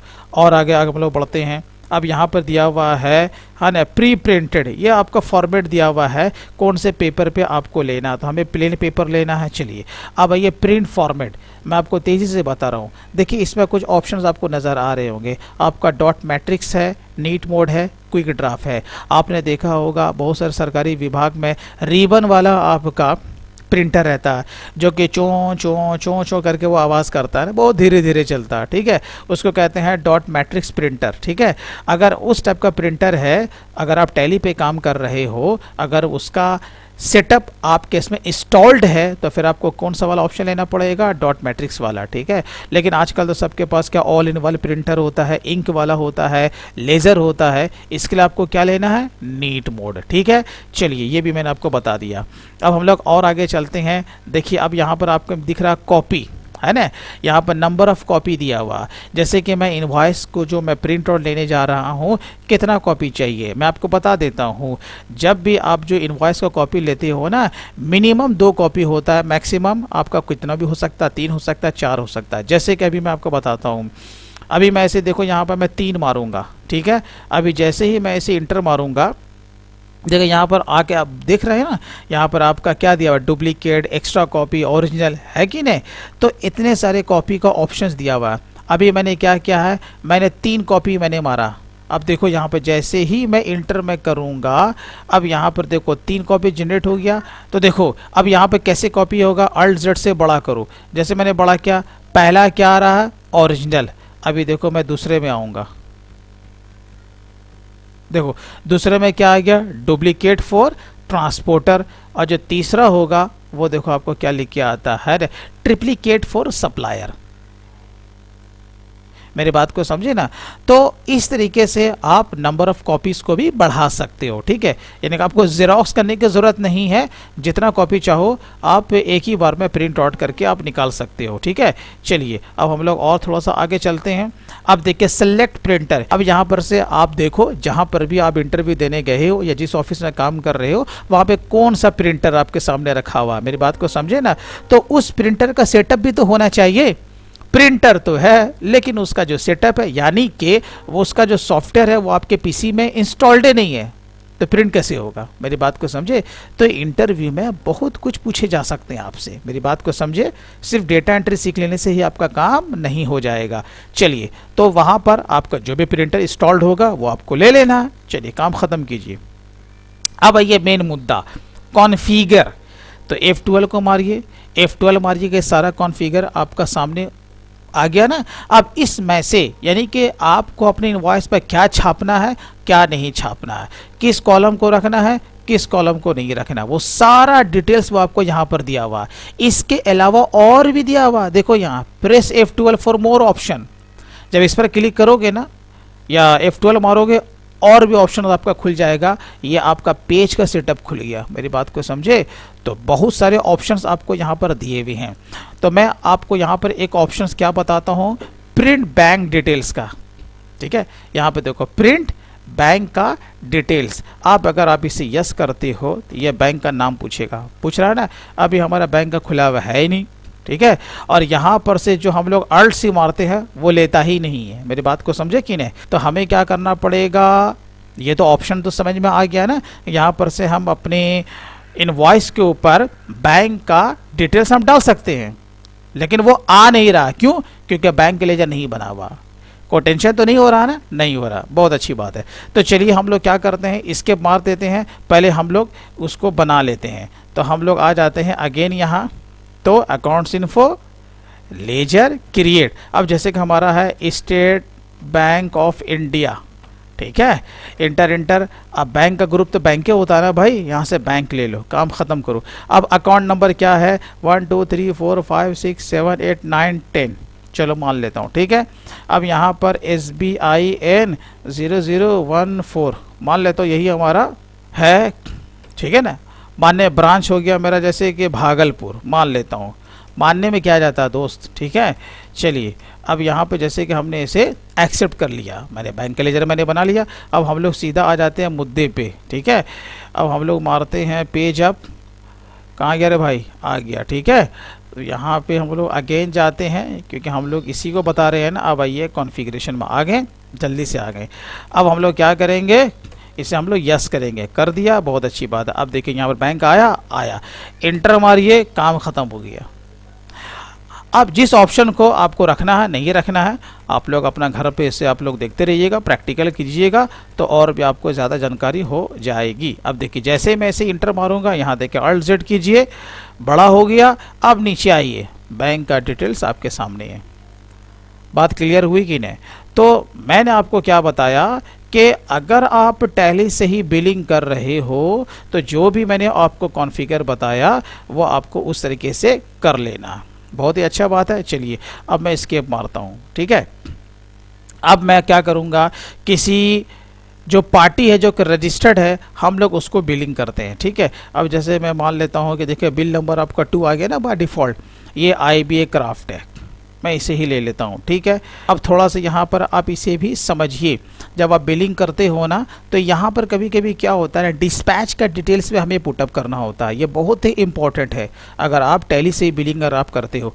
अब ये जो IBA क्राफ्ट है वो कहाँ का भाई, उत्तर प्रदेश का है। इसका माने आपने उत्तर प्रदेश माल भेजा ना। डिलीवरी नोट का माने क्या है कि अगर आपका माल पहले चला गया, यानी डिलीवरी चलाने पहले बनाना, तो उसका तो आपको डिटेल्स देना पड़ेगा कि नहीं बिल में, और अगर नहीं है तो नहीं देंगे, अगर है तो देंगे, मेरी बात को समझे। तो नहीं है तो नहीं दिया। आगे बढ़ते हैं। अब यहाँ पर क्या पूछ रहा है, डिस्पैच डॉक नंबर, यानी कि माल आपका जहाँ से डिस्पैच हुआ है उसका नंबर आपको यहाँ पर देना है। बोले तो ये आपका सारा का सारा कुरियर वाले का डिटेल्स यहाँ पर आप दे सकते हो, ठीक है। अब आइए डिस्पैच थ्रू, किसके थ्रू आपका माल गया। जैसे मैं मान के चलता हूँ कि हमारा कौन था, DHL है, ठीक है, DHL कार्गो कंपनी है, मान के चलता हूँ, ठीक है। अब डेस्टिनेशन आपका कहाँ जा रहा है, तो जैसे कि हमारा माल जा रहा है लखनऊ, मानने में क्या जाता है, ठीक है। अब यहाँ पर आइए bill of lading RR number, अगर आप ये देना चाहते हो तो भी आप दे सकते हो, लेकिन ये मैंडेटरी नहीं है। लिए आपको नंबर मिलेगा कहाँ से, सीधी सी बात है, जब आप कुरियर वाले को बोलते हो ना कि हमारा माल यहाँ से उठा लो और मेरे लिए एक आप क्या करो RR नंबर आप इशू कर दो, तो वो आपको नंबर देगा, वो नंबर आपको यहाँ पर पुटअप करना है, ठीक है। चलिए काम ख़त्म हुआ। मोटर व्हीकल नंबर आपको डालने की ज़रूरत नहीं है, ठीक है। यहाँ पर ऑर्डर नंबर, अगर आपको IBA ने कभी ऑर्डर दिया होगा, यानी कि परचेज ऑर्डर, उसका भी कोई नंबर होगा तो वो आपको पुटअप करना, नहीं है तो गोली मारो ना यार, आगे बढ़ो, समझे कि नहीं, ये आपको पुटअप करना पड़ेगा, ठीक है। चलिए मान के चलो कि मैंने इसे Vivo V9 ब्लैक मैंने दे दिया, ठीक है। कितना दिया भाई, 3 पीस दिया। क्या रेट लगाया, चलो मान लेते हैं 11,999 ही लगाया। देखो उसने ये सब कुछ यहाँ पर कैलकुलेट कर लिया, बोले तो IGST। चलिए अब इसके अलावा क्या है कि नहीं भैया हमने उसे बैटरी भी दिया, तो बैटरी भी ले लिया, ठीक है। कितना पीस दिया भाई, 3 पीस दिया, ये भी मान लेता हूँ, चलो 799 रुपये भी, मेरी बात को समझे। तो उसने सब कुछ यहाँ पर कैलकुलेट कर लिया। लेकिन अब मैं आपको एक चीज़ क्या दिखा रहा हूँ कि भाई आपने फ्रेट चार्जेस भी उससे लिया, ये तो रेट वाले कॉलम में है ना, इंटर मारा, कितना लिया भाई, मान के चलो कि आपने उसे फ्रेट चार्जेस 300 रुपये ले लिया, क्योंकि कुरियर वाले ने आपको चार्ज किया ना, तो आप उससे ले रहे हो तो बिल में ही जोड़ दो, ऐसा भी होता है कि नहीं। तो दोस्तों यहाँ पर अगर आप देखोगे, मैंने यहाँ पर जो फ्रेट चार्जेस 300 रुपया जो मैंने ऐड किया, तो यहाँ पर GST पे कोई फ़र्क नहीं पड़ा, ठीक है। तो कभी कभी क्या होता है कि हम लोग जब किसी कंपनी में जब काम करते हैं ना, वो इस तरीके से होता है कि नहीं भाई आपको वो 300 रुपये लेना तो है, लेकिन उस पर GST चार्ज नहीं करना, तो तब हमारा काम हो गया ना। लेकिन अब ऐसा मैंडेटरी है कि नहीं, हम जब कोई भी चार्ज को हम लोग ऐड करेंगे उस पर भी हमें GST रिकवर करना है, तो फिर आपको इसमें एक और भी कॉन्फ़िगर आपको करना पड़ सकता है, जो कि मैंने नहीं किया था, है ना। तो यहाँ पर देखो जो 300 जो रुपया जो यहाँ पर जो हमने लिया, इस पर GST पे कोई भी इफेक्ट नहीं पड़ा है, लेकिन आपको इस पर लेना है GST, तो फिर कैसे होगा।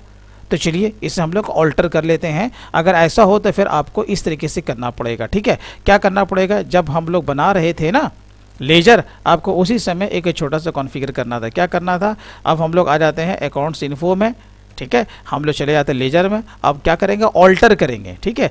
किस में करेंगे, फ्रेट चार्जेस में। हम लोग ले लिया। अब ये इनडायरेक्ट इनकम था ही, तो यहाँ पर हम लोग क्या लेंगे, नॉट एप्लीकेबल ही लेंगे।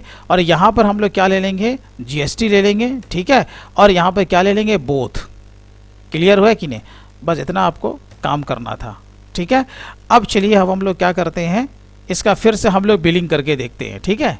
अब हम लोग इसी को एडिट कर लेते हैं तो हमारे लिए आसान रहेगा, ठीक है ना।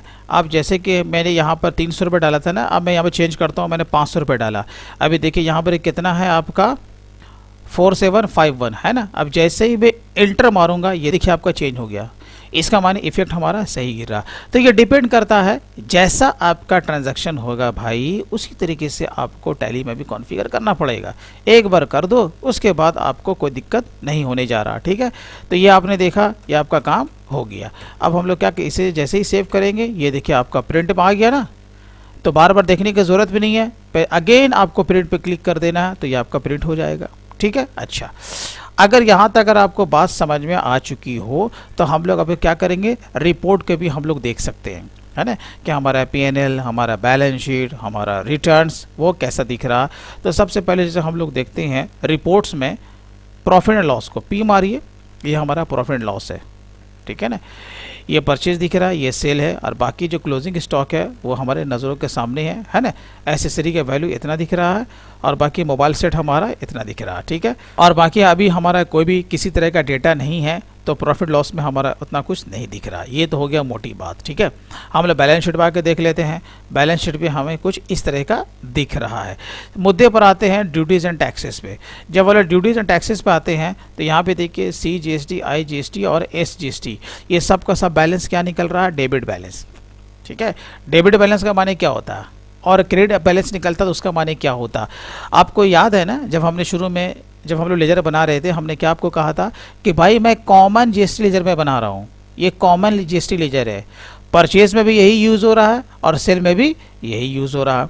लेकिन आपको अकाउंटेंसी में ये भी मालूम होना चाहिए कि भाई जब कॉमन लेजर है तो इसका डेबिट बैलेंस भी निकल सकता है किसी किसी का और किसी किसी का क्रेडिट बैलेंस। इसका क्या मतलब होता है, देखिए अगर यहाँ पर तीनों का डेबिट बैलेंस निकल रहा है, इसका माने क्या हुआ कि हम पर कोई भी लायबिलिटी नहीं है, हमारा परचेज ही ज़्यादा, डेबिट बैलेंस निकल रहा है ना। लेकिन अगर यही अगर उल्टा निकलता क्रेडिट बैलेंस तो हम पर लायबिलिटी बन जाती। इसका माने हमें सरकार को देना है। अब ये देना नहीं है बल्कि क्या करना, ITC क्लेम करना, उल्टा हमारा ही ज़्यादा पैसा सरकार के ख़जाने में निकल रहा। मेरी बात को समझे ना। अब जैसे कि हम लोग के CGST के ही अंदर जाते हैं, मैं आपको थोड़ा सा मैं आपको सिखा रहा हूँ ताकि आपको और भी ज़्यादा जानकारी हो सके। ये अप्रैल का ट्रांजैक्शन है, इंटर मारिए। अब देखिए हम लोग कहाँ आ गए, CGST के लेजर में। अब आप देखोगे पहला वाला हम लोगों ने ये मुरारका टेक्सटाइल करके कोई फर्म में हमने उसे माल ख़रीदा था, है ना, इतना हमने उसे CGST पे किया। मेरी बात को समझ, जब इंटर मारोगे ना, देखो हम लोग इंट्री में आ गए तो SGST CGST आपको दिख रहा है ना। तो हम लोगों ने इतना पैसा उसे पे किया GST के तौर पे, और बाकी जो है हम लोगों ने कस्टमर से इतना टैक्स वसूल किया। तो ये हो गया डेबिट बैलेंस। डेबिट बैलेंस बोले तो परचेज के अगेंस्ट में, और क्रेडिट बैलेंस बोले तो सेल के अगेंस्ट में। तो ये परचेज हुआ मेरा इनपुट टैक्स क्रेडिट, और ये हो गया हम पर टैक्स लायबिलिटी। तो ज़्यादा कौन है, ITC ज़्यादा है ना। इसका माने जिस महीने का हम लोग रिटर्न फाइल करने जाएंगे, अगर इसी डेटा को पकड़े तो हमें सरकार को कोई टैक्स देने की ज़रूरत नहीं पड़ेगी, बल्कि हमारा और भी वहाँ ITC जमा हो जाएगा। मेरी बात को समझे। तो यहाँ पर फिलहाल जो ये जो दिख रहा है ना, इसका माने 19,879 रुपया 1 पैसा हमारा सरकारी ख़जाने में जमा रहेगा। यानी कि उस पार्टिकुलर मंथ में जिसका हम लोग ये डेटा तैयार कर रहे हैं, जब हम लोग 3B का रिटर्न फाइल करेंगे तो हमें कुछ भी टैक्स देने की ज़रूरत नहीं पड़ेगी, ठीक है। ये तो बात हो गई कुछ अकाउंटेंसी से रिलेटेड। अब हम लोग सीधा मुद्दे पर आते हैं, कहाँ जाते हैं भाई, रिटर्न्स में, है ना। अब चलिए हम लोग आ जाते हैं डिस्प्ले, उसके बाद हम लोग जाएंगे स्टैट्यूटरी रिपोर्ट्स, है ना। उसके बाद जीएसटी। अब यहाँ पर देखिए यही तो आपका है ना, 2-3 जीएसटीआर 1 है, 2 है, 3 भी है। तो सबसे पहले हम लोग देखेंगे 3 भी, इंटर मारिए। देखिए अब ये आपको यहाँ पर रिपोर्ट दिख रहा है, आप Alt F1 को प्रेस कीजिए, बहुत अच्छी बात है। ये आपको दिख रहा है ना, ये रिपोर्ट आपको कुछ इस तरह का दिख रहा है। रिपोर्ट को देखने से पहले आपको ध्यान ये रखना है, ये वाला जो ऑप्शन है ना, इनकम्प्लीट मिसमैच, ये वाला आपका जो भी आपका जीएसटी से संबंधित आपका डेटा है ना, वो इसके अंतर्गत नहीं आना चाहिए, ये ज़ीरो होना चाहिए कोई भी जीएसटी वाला काम। और अगर इसके अंदर आ गया तो उसका इफेक्ट आपको इस डेटा में नहीं दिखेगा, ये आपको हमेशा ध्यान रखना है। मेरी बात को समझे ना, ये मैं फिर से बता रहा हूँ, कोई भी जब जीएसटी वाला आप जब अकाउंटेंसी करोगे जिसका संबंध SGST, CGST और IGST से है, मेरी बात को समझे, अगर वो इसके अंदर चला गया तो यहाँ पर आपको कोई ना कोई नंबर दिखेगा, यानी कि मिसमैच में वो चला गया, तो आप उसे रेक्टिफाई करो, तभी उसका इफेक्ट आपका 3B के रिटर्न्स पे पड़ेगा, नहीं तो नहीं पड़ेगा। अब इस रिपोर्ट को देखिए, इस रिपोर्ट को आपको इस तरीके से नहीं देखना है, क्योंकि इसमें आपका कॉलम बन के वैसा नहीं आ रहा है, मेरी बात को समझे ना। तो आपको क्या करना है, आपको यहीं पर रह करके F12 को प्रेस करना, प्रेस कीजिए। यहाँ पर क्या दिया हुआ, show tax type in separate column, आप इसे यस कीजिए, यस किया, ठीक है। उसके बाद एंटर मारिए, इस तरीके से रिपोर्ट आपको हमेशा देखना है, ठीक है। अब आप यहाँ पर देखिए, ये जो आपका आउटवर्ड सप्लाई है वो आपको नज़र आ रहा है, और नीचे आपका क्या दिया हुआ है, एलिजिबल ITC, बोले तो ITC जितना भी हम लोगों के ITC बन रही है, यानी कि इनपुट टैक्स क्रेडिट। तो सीधी सी बात है ना, यहाँ पर देखो, अगर आप टोटल देखोगे, अरे 6,396 रुपये हमारा आउटवर्ड बन रहा है, यानी कि आउटपुट, और इनपुट हमारा कितना बना, 26,000 बन रहा उस महीने का। तो आउटपुट माइनस इनपुट, इससे पहले की वीडियो में मैं कई बार मैं बता चुका हूँ कि जीएसटी का फॉर्मूला क्या होता है, output minus input equal to GST payable. तो हमारा तो भाई आउटपुट कम है, इनपुट ज़्यादा, बल्कि उल्टा हमारा रिफंड बन रहा है, इसका माने हमें कोई टैक्स देने की ज़रूरत नहीं है। ये वो 3B का मामला, ठीक है ना। अब अगर आप इसी रिटर्न को मान के चलो, यही आपका डेटा था, मैं मान लेता हूँ, ठीक है ना, इसी टाइप का आपका ट्रांजैक्शन था, और अगर कुछ और भी अगर ट्रांजैक्शन होता तो आपका कहाँ चला जाता, अदर देन ज़ीरो में जाता, है ना। आपका रिलेटेड भी हो सकता था, inward supply liability reverse charge भी हो सकता था। ये इस टाइप के ट्रांजैक्शन है। तो जिस टाइप के ट्रांजैक्शन रहेंगे, आपका 3B का रिपोर्ट भी आपका वैसा ही बनेगा। तो मैं आपको मोटी बात मैं आपको बता रहा हूँ, अगर आपने बुक की अकाउंटेंसी अगर सही अगर आपने की है, तो फिर आपका 3B भी बिल्कुल सही जाने वाला, ठीक है ना। चलिए, ये तो मैंने आपको एक मोटी बात बताई कि आपका 3B आपका बिल्कुल सही जनरेट हुआ है, मेरी बात को समझिए ना। तो अगर आपका यही डेटा अगर फाइनल है, तो फिर इससे आपका रिटर्न फाइल हो जाएगा, ठीक है। आइए हम लोग आ जाते हैं 1 में। देखिए अब 1 में क्या होता है, 1 में क्या है कि भाई जो भी हमने माल को सेल किया है ना, उसका ब्यौरा आता है। और 3B में क्या आता है, अभी जैसे मैंने आपको 3B दिखा, उसमें क्या आता है, समरी आता है, माल जो सेल किया, कितना अमाउंट, और जो हमने टैक्स को रिकवर किया, ठीक है। माल परचेस किया, कितना ITC बना, उसका समरी आ गया। 3B बोले तो इतना ही होता है। लेकिन 1 में क्या होता है ना, जो भी हमने माल को सेल किया है, यानी कि आउटवर्ड सप्लाई, ठीक है, उसका सारा ब्यौरा आता है, वो भी क्या, बिल वाइज, समझा कि नहीं। तो यहाँ पे देखिए B2B है, आप जब इंटर मारिएगा तो उसमें आपको केवल कितना दिख रहा है, एक ही बिल दिख रहा है, हमने एक ही आदमी को माल सेल किया, जो कि रजिस्टर्ड है। B2B बोले तो बिजनेस टू बिजनेस, बोले तो रजिस्टर्ड टू रजिस्टर्ड, मैं भी रजिस्टर्ड, सामने वाला परचेजर भी रजिस्टर्ड, ठीक है। तो जिस टाइप का आपका ट्रांजैक्शन होगा वैसा दिखेगा। अब यहाँ देखिए आपको 2 बिल दिख रहा है, किसमें, B2C में, यानी कि आपका बिजनेस टू कंज्यूमर, यानी कि रजिस्टर्ड टू अनरजिस्टर्ड। जब अंदर जाते हैं तो यहाँ पे देखिए हमने 2 बिल जनरेट किया है ना, बिहार में। और जब अंदर मारते हैं तो पता चलता ओहो कैश में, मेरी बात को समझे, एक आपका 12% का, एक आपका 18% का। तो ये भी आपका डेटा फाइनल है कि नहीं। तो जैसा आपका ट्रांजैक्शन होगा उसी टाइप से आपका रिपोर्ट भी जनरेट हो सकता है, मेरी बात क्लियर है। चलिए अब हम लोग और भी कुछ हम लोग आगे हम लोग काम लेते हैं अकाउंटेंसी से रिलेटेड, यानी कि हमारा ये जो रिपोर्ट है ये भी आपका सही जा रहा है। अब देखिए मेन मुद्दा क्या होता है कि हम जो भी माल परचेज और सेल जो करते हैं ना, उसके अगेंस्ट में हमारा रिटर्न्स भी आता है, माल की वापसी भी होती है, तो हमें वो किस तरीके से करना पड़ेगा, ठीक है। अब हम लोग आ जाते हैं अकाउंटिंग वाचर में, ठीक है। अकाउंटिंग वाचर में हम लोग आ गए।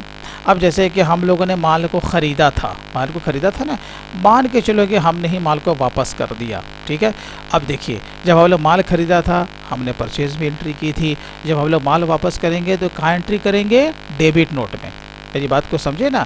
तो डेबिट नोट को लाने के लिए अब यहाँ पर देखिए डेबिट नोट तो नहीं आ रहा ना, आप कैसे लाएंगे? कोई बात नहीं, अब आपको लाने के लिए क्या करना है? F11 को प्रेस करना है। यहीं पर से आप F11 को प्रेस कीजिए, ठीक है।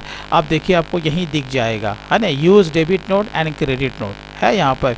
इस तीनों ऑप्शन को आपको यस कर देना, यस कर दीजिए। आप कंट्रोल ऐसे सेव कर लीजिए, ये एक्सेप्ट हो गया। देखिए यहाँ पर आपका डेबिट नोट आ गया ना। बोले तो control plus F9, double line का माने क्या होता है? कंट्रोल होता है, ठीक है। चलिए मैं इस पर सिंपल वे में क्लिक कर देता हूँ। अब ये हमारा आ गया डेबिट नोट। अब देखिए आपका ये क्या क्या पूछ रहा है यहाँ पर। तो जो डेट होगा, जिस तारीख को आप माल वापस कर रहे हो, जिस तारीख को आप डेबिट नोट बना रहे हो, वो तारीख आपको यहाँ पर पुटअप करना पड़ेगा, ठीक। अब आइए ओरिजिनल इनवॉइस नंबर, यानी कि आप जिससे माल वापस कर रहे हो, ठीक है ना। पार्टी का नाम तो बाद में पूछेगा, पहले आपसे क्या पूछ रहा है? Original invoice number.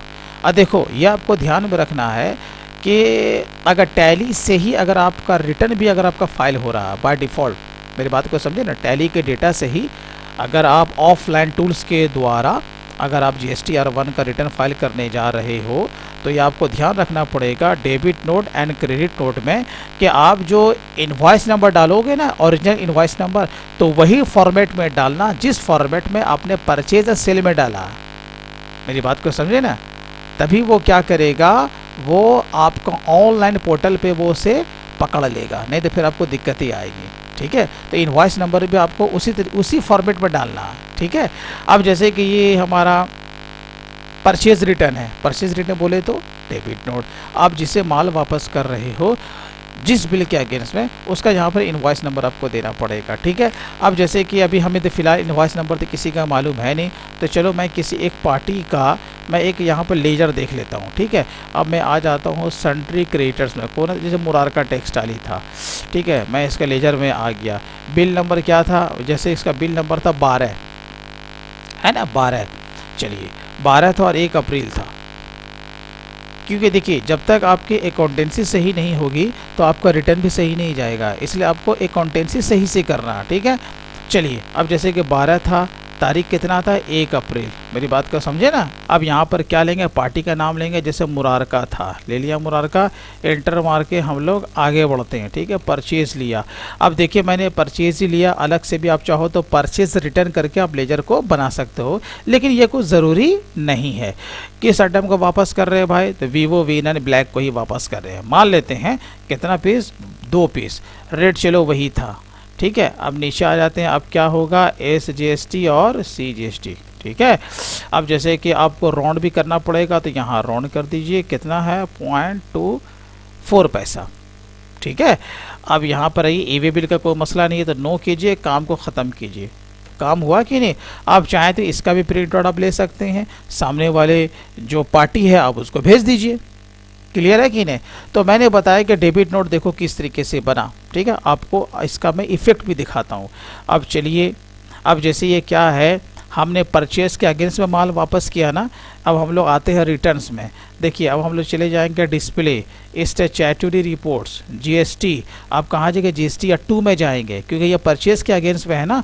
चलिए अब GSTR2 में गए। अब यहाँ पर देखिए B2B, हमने यहाँ पर 2 बिल है जो कि हमने रजिस्टर्ड से हमने परचेस किया। जब अंदर जाएंगे तो पता चलेगा, एक IB है, एक मुरारका टेक्सटाइल है। आपको दिख रहा है ना? Very good. अब यहाँ पे देखिए नीचे वाला क्रेडिट नोट, डेबिट नोट है यहाँ पर, बोले तो रेगुलर यहाँ पर उसने दिया हुआ है।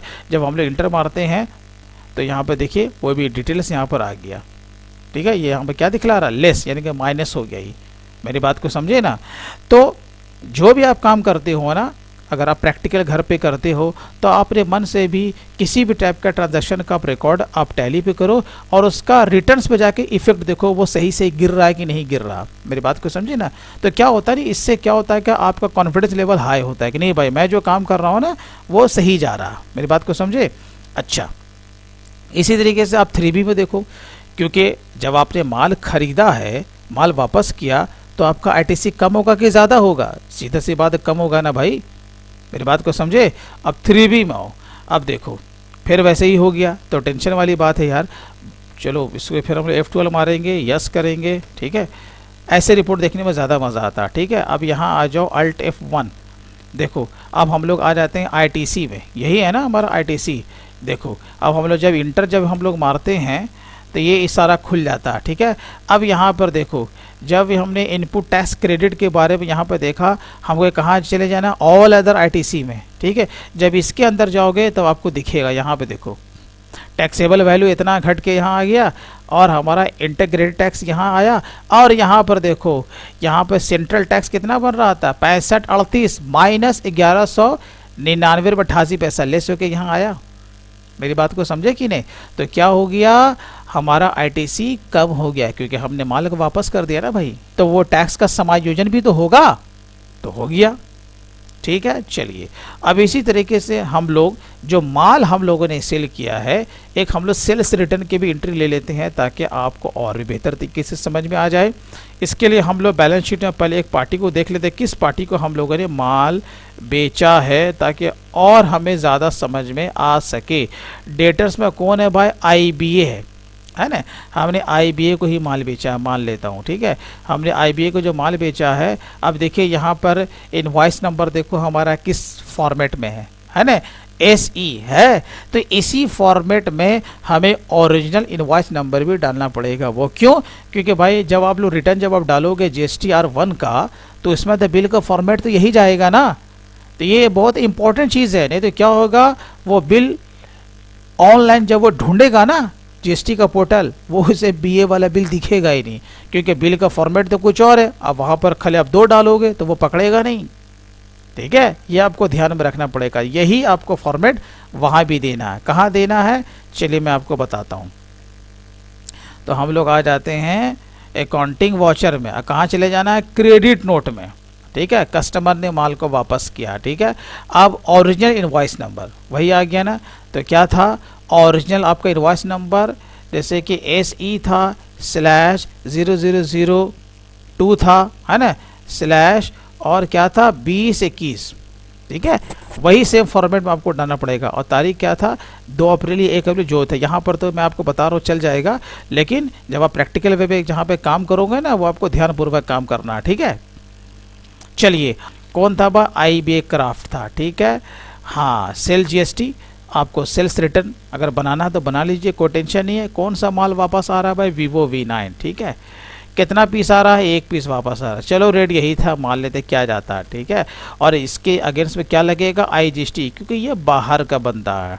मेरी बात को समझे ना, 88 पैसा है, तो यहाँ पर हम इसे राउंड कर लेंगे। और ये हम जो एंट्री पास कर रहे हैं ना, ये अपने मन से पास नहीं कर रहे हैं। मैं फिर रिपीट कर रहा हूँ, सामने वाला बोले तो IBA ने आपको डेबिट नोट इशू किया, मेरी बात को समझे, वही डेबिट नोट हम देख करके एंट्री पास कर रहे हैं, तो वही क्या बन जाएगा मेरे लिए, क्रेडिट नोट। चलिए ठीक है। अब यहाँ पर आपको एक रीज़न आपको चुनना पड़ेगा कि भैया IBA वाले भैया ने जो आपको माल जब वापस किया वो किस कारण से माल वापस किया, ठीक है। चलो डैमेज कुछ नहीं है, सीधा सेल्स रिटर्न है, काम ख़त्म, ठीक है। अब यहाँ पर देखो बायर का डेबिट नोट नंबर है, आपसे पूछा ना, तो उसका जो डेबिट नोट नंबर है वो पुटअप कर दीजिए 1 2 3, ठीक है। चलिए डेट में डाल देता हूँ 2/4, काम ख़त्म, ठीक है। इसका भी इफेक्ट आपका 3B पे दिख जाएगा, बहुत ही क्लियर है। तो हम लोग आ जाते हैं स्टैट्यूटरी रिपोर्ट्स में GST, और यहाँ देखो 3B है। अब यहाँ पर देखो डिटेल पे क्लिक करो भैया, ठीक है। अब अंदर आ जाओ, यही है ना हमारा, ये आउटवर्ड टैक्सेबल सप्लाई है, बोले तो जिस पर हमने टैक्स को वसूल किया। अभी बता रहा है कि 4,956.79 हमें देना है, लेकिन हमारा ITC बहुत ज़्यादा है, देने की ज़रूरत नहीं है। अंदर जाएंगे तो यहाँ पर देखो लेस हुआ कि नहीं, लेस हुआ। पहले लायबिलिटी हम पर ज़्यादा बन रही थी, लेकिन अब उससे कम बन रहे, क्यों, क्योंकि 1439 रुपये हम पर कम हो गया ना, क्योंकि माल वापस आ गया उस महीने में। तो मेरी बात को समझिए, ये सारा इफेक्ट मैं आपको बार बार कह रहा हूँ, आप किसी भी टाइप का आप अकाउंटेंसी करें GST से संबंधित, उसका इफेक्ट रिटर्न्स पे ज़रूर पड़ना चाहिए। और अगर एंट्री तो कर लिया, अगर नहीं पड़ रहा है तो देखो कहीं वो मिस मैच में तो नहीं चला गया, ठीक है। अगर मिस मैच में जाता है तो फिर आपको इसे रेक्टिफाई करना पड़ेगा, ठीक है। तो ये आपका देखो 3B भी आपका रिटर्न एकदम तैयार है और आपका 1 भी तैयार है, ये देखो सारा डेटा तैयार है। अब आपको क्या करना है, रिटर्न का मसला हो जाता है, लेकिन पहला काम क्या होता है, बुक राइटिंग। अगर बुक राइटिंग आपका सही नहीं होगा तो आपका डेटा सही नहीं होगा, अगर डेटा आपका सही नहीं होगा तो सिंपल सी बात है आपका रिटर्न गलत चला जाएगा। तो मोस्ट जो इम्पोर्टेंट चीज़ होता है वो होता है बुक राइटिंग, ठीक है। अब यहाँ पर देखिए जो रिटर्न फाइल करने का जो भी तरीका है वो ऑनलाइन है प्लस ऑफलाइन है, ठीक है। हम ऑनलाइन भी रिटर्न फाइल कर सकते हैं और ऑफलाइन भी, लेकिन टैली से अगर आपको रिटर्न फाइल करना है तो फिर आपको ऑफलाइन टूल्स का आपको सहारा लेना पड़ेगा। किसका सहारा लेना पड़ेगा, ऑफलाइन टूल्स का, ठीक है। तो बहुत ही सिंपल है। अब जैसे कि अगर मुझे 3B का ही अगर रिटर्न फाइल करना है, मान के चलो कि ये हमारा डेटा फाइनल है ना, फाइनल है।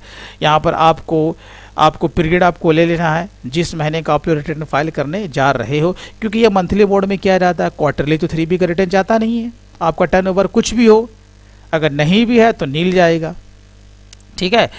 मान के चलो कि यही है, ठीक है। अब आपको क्या करना है, आपको एक्सपोर्ट करना है। क्या करना है, एक्सपोर्ट। अगर आप ऑफलाइन के थ्रू अगर रिटर्न फाइल करना जा रहे हो तो, ठीक है। और अगर यही डेटा देख के अगर ऑनलाइन अगर फिलअप करना है तो बहुत ही सिंपल है, ये देख लो कौन से कॉलम में क्या फिलअप है, जो टैली में है वही ऑनलाइन पोर्टल पे होगा, ठीक है ना। तो बहुत ही सिंपल है। अब हम लोग क्या करेंगे, एक्सपोर्ट रिटर्न्स पे क्लिक करेंगे।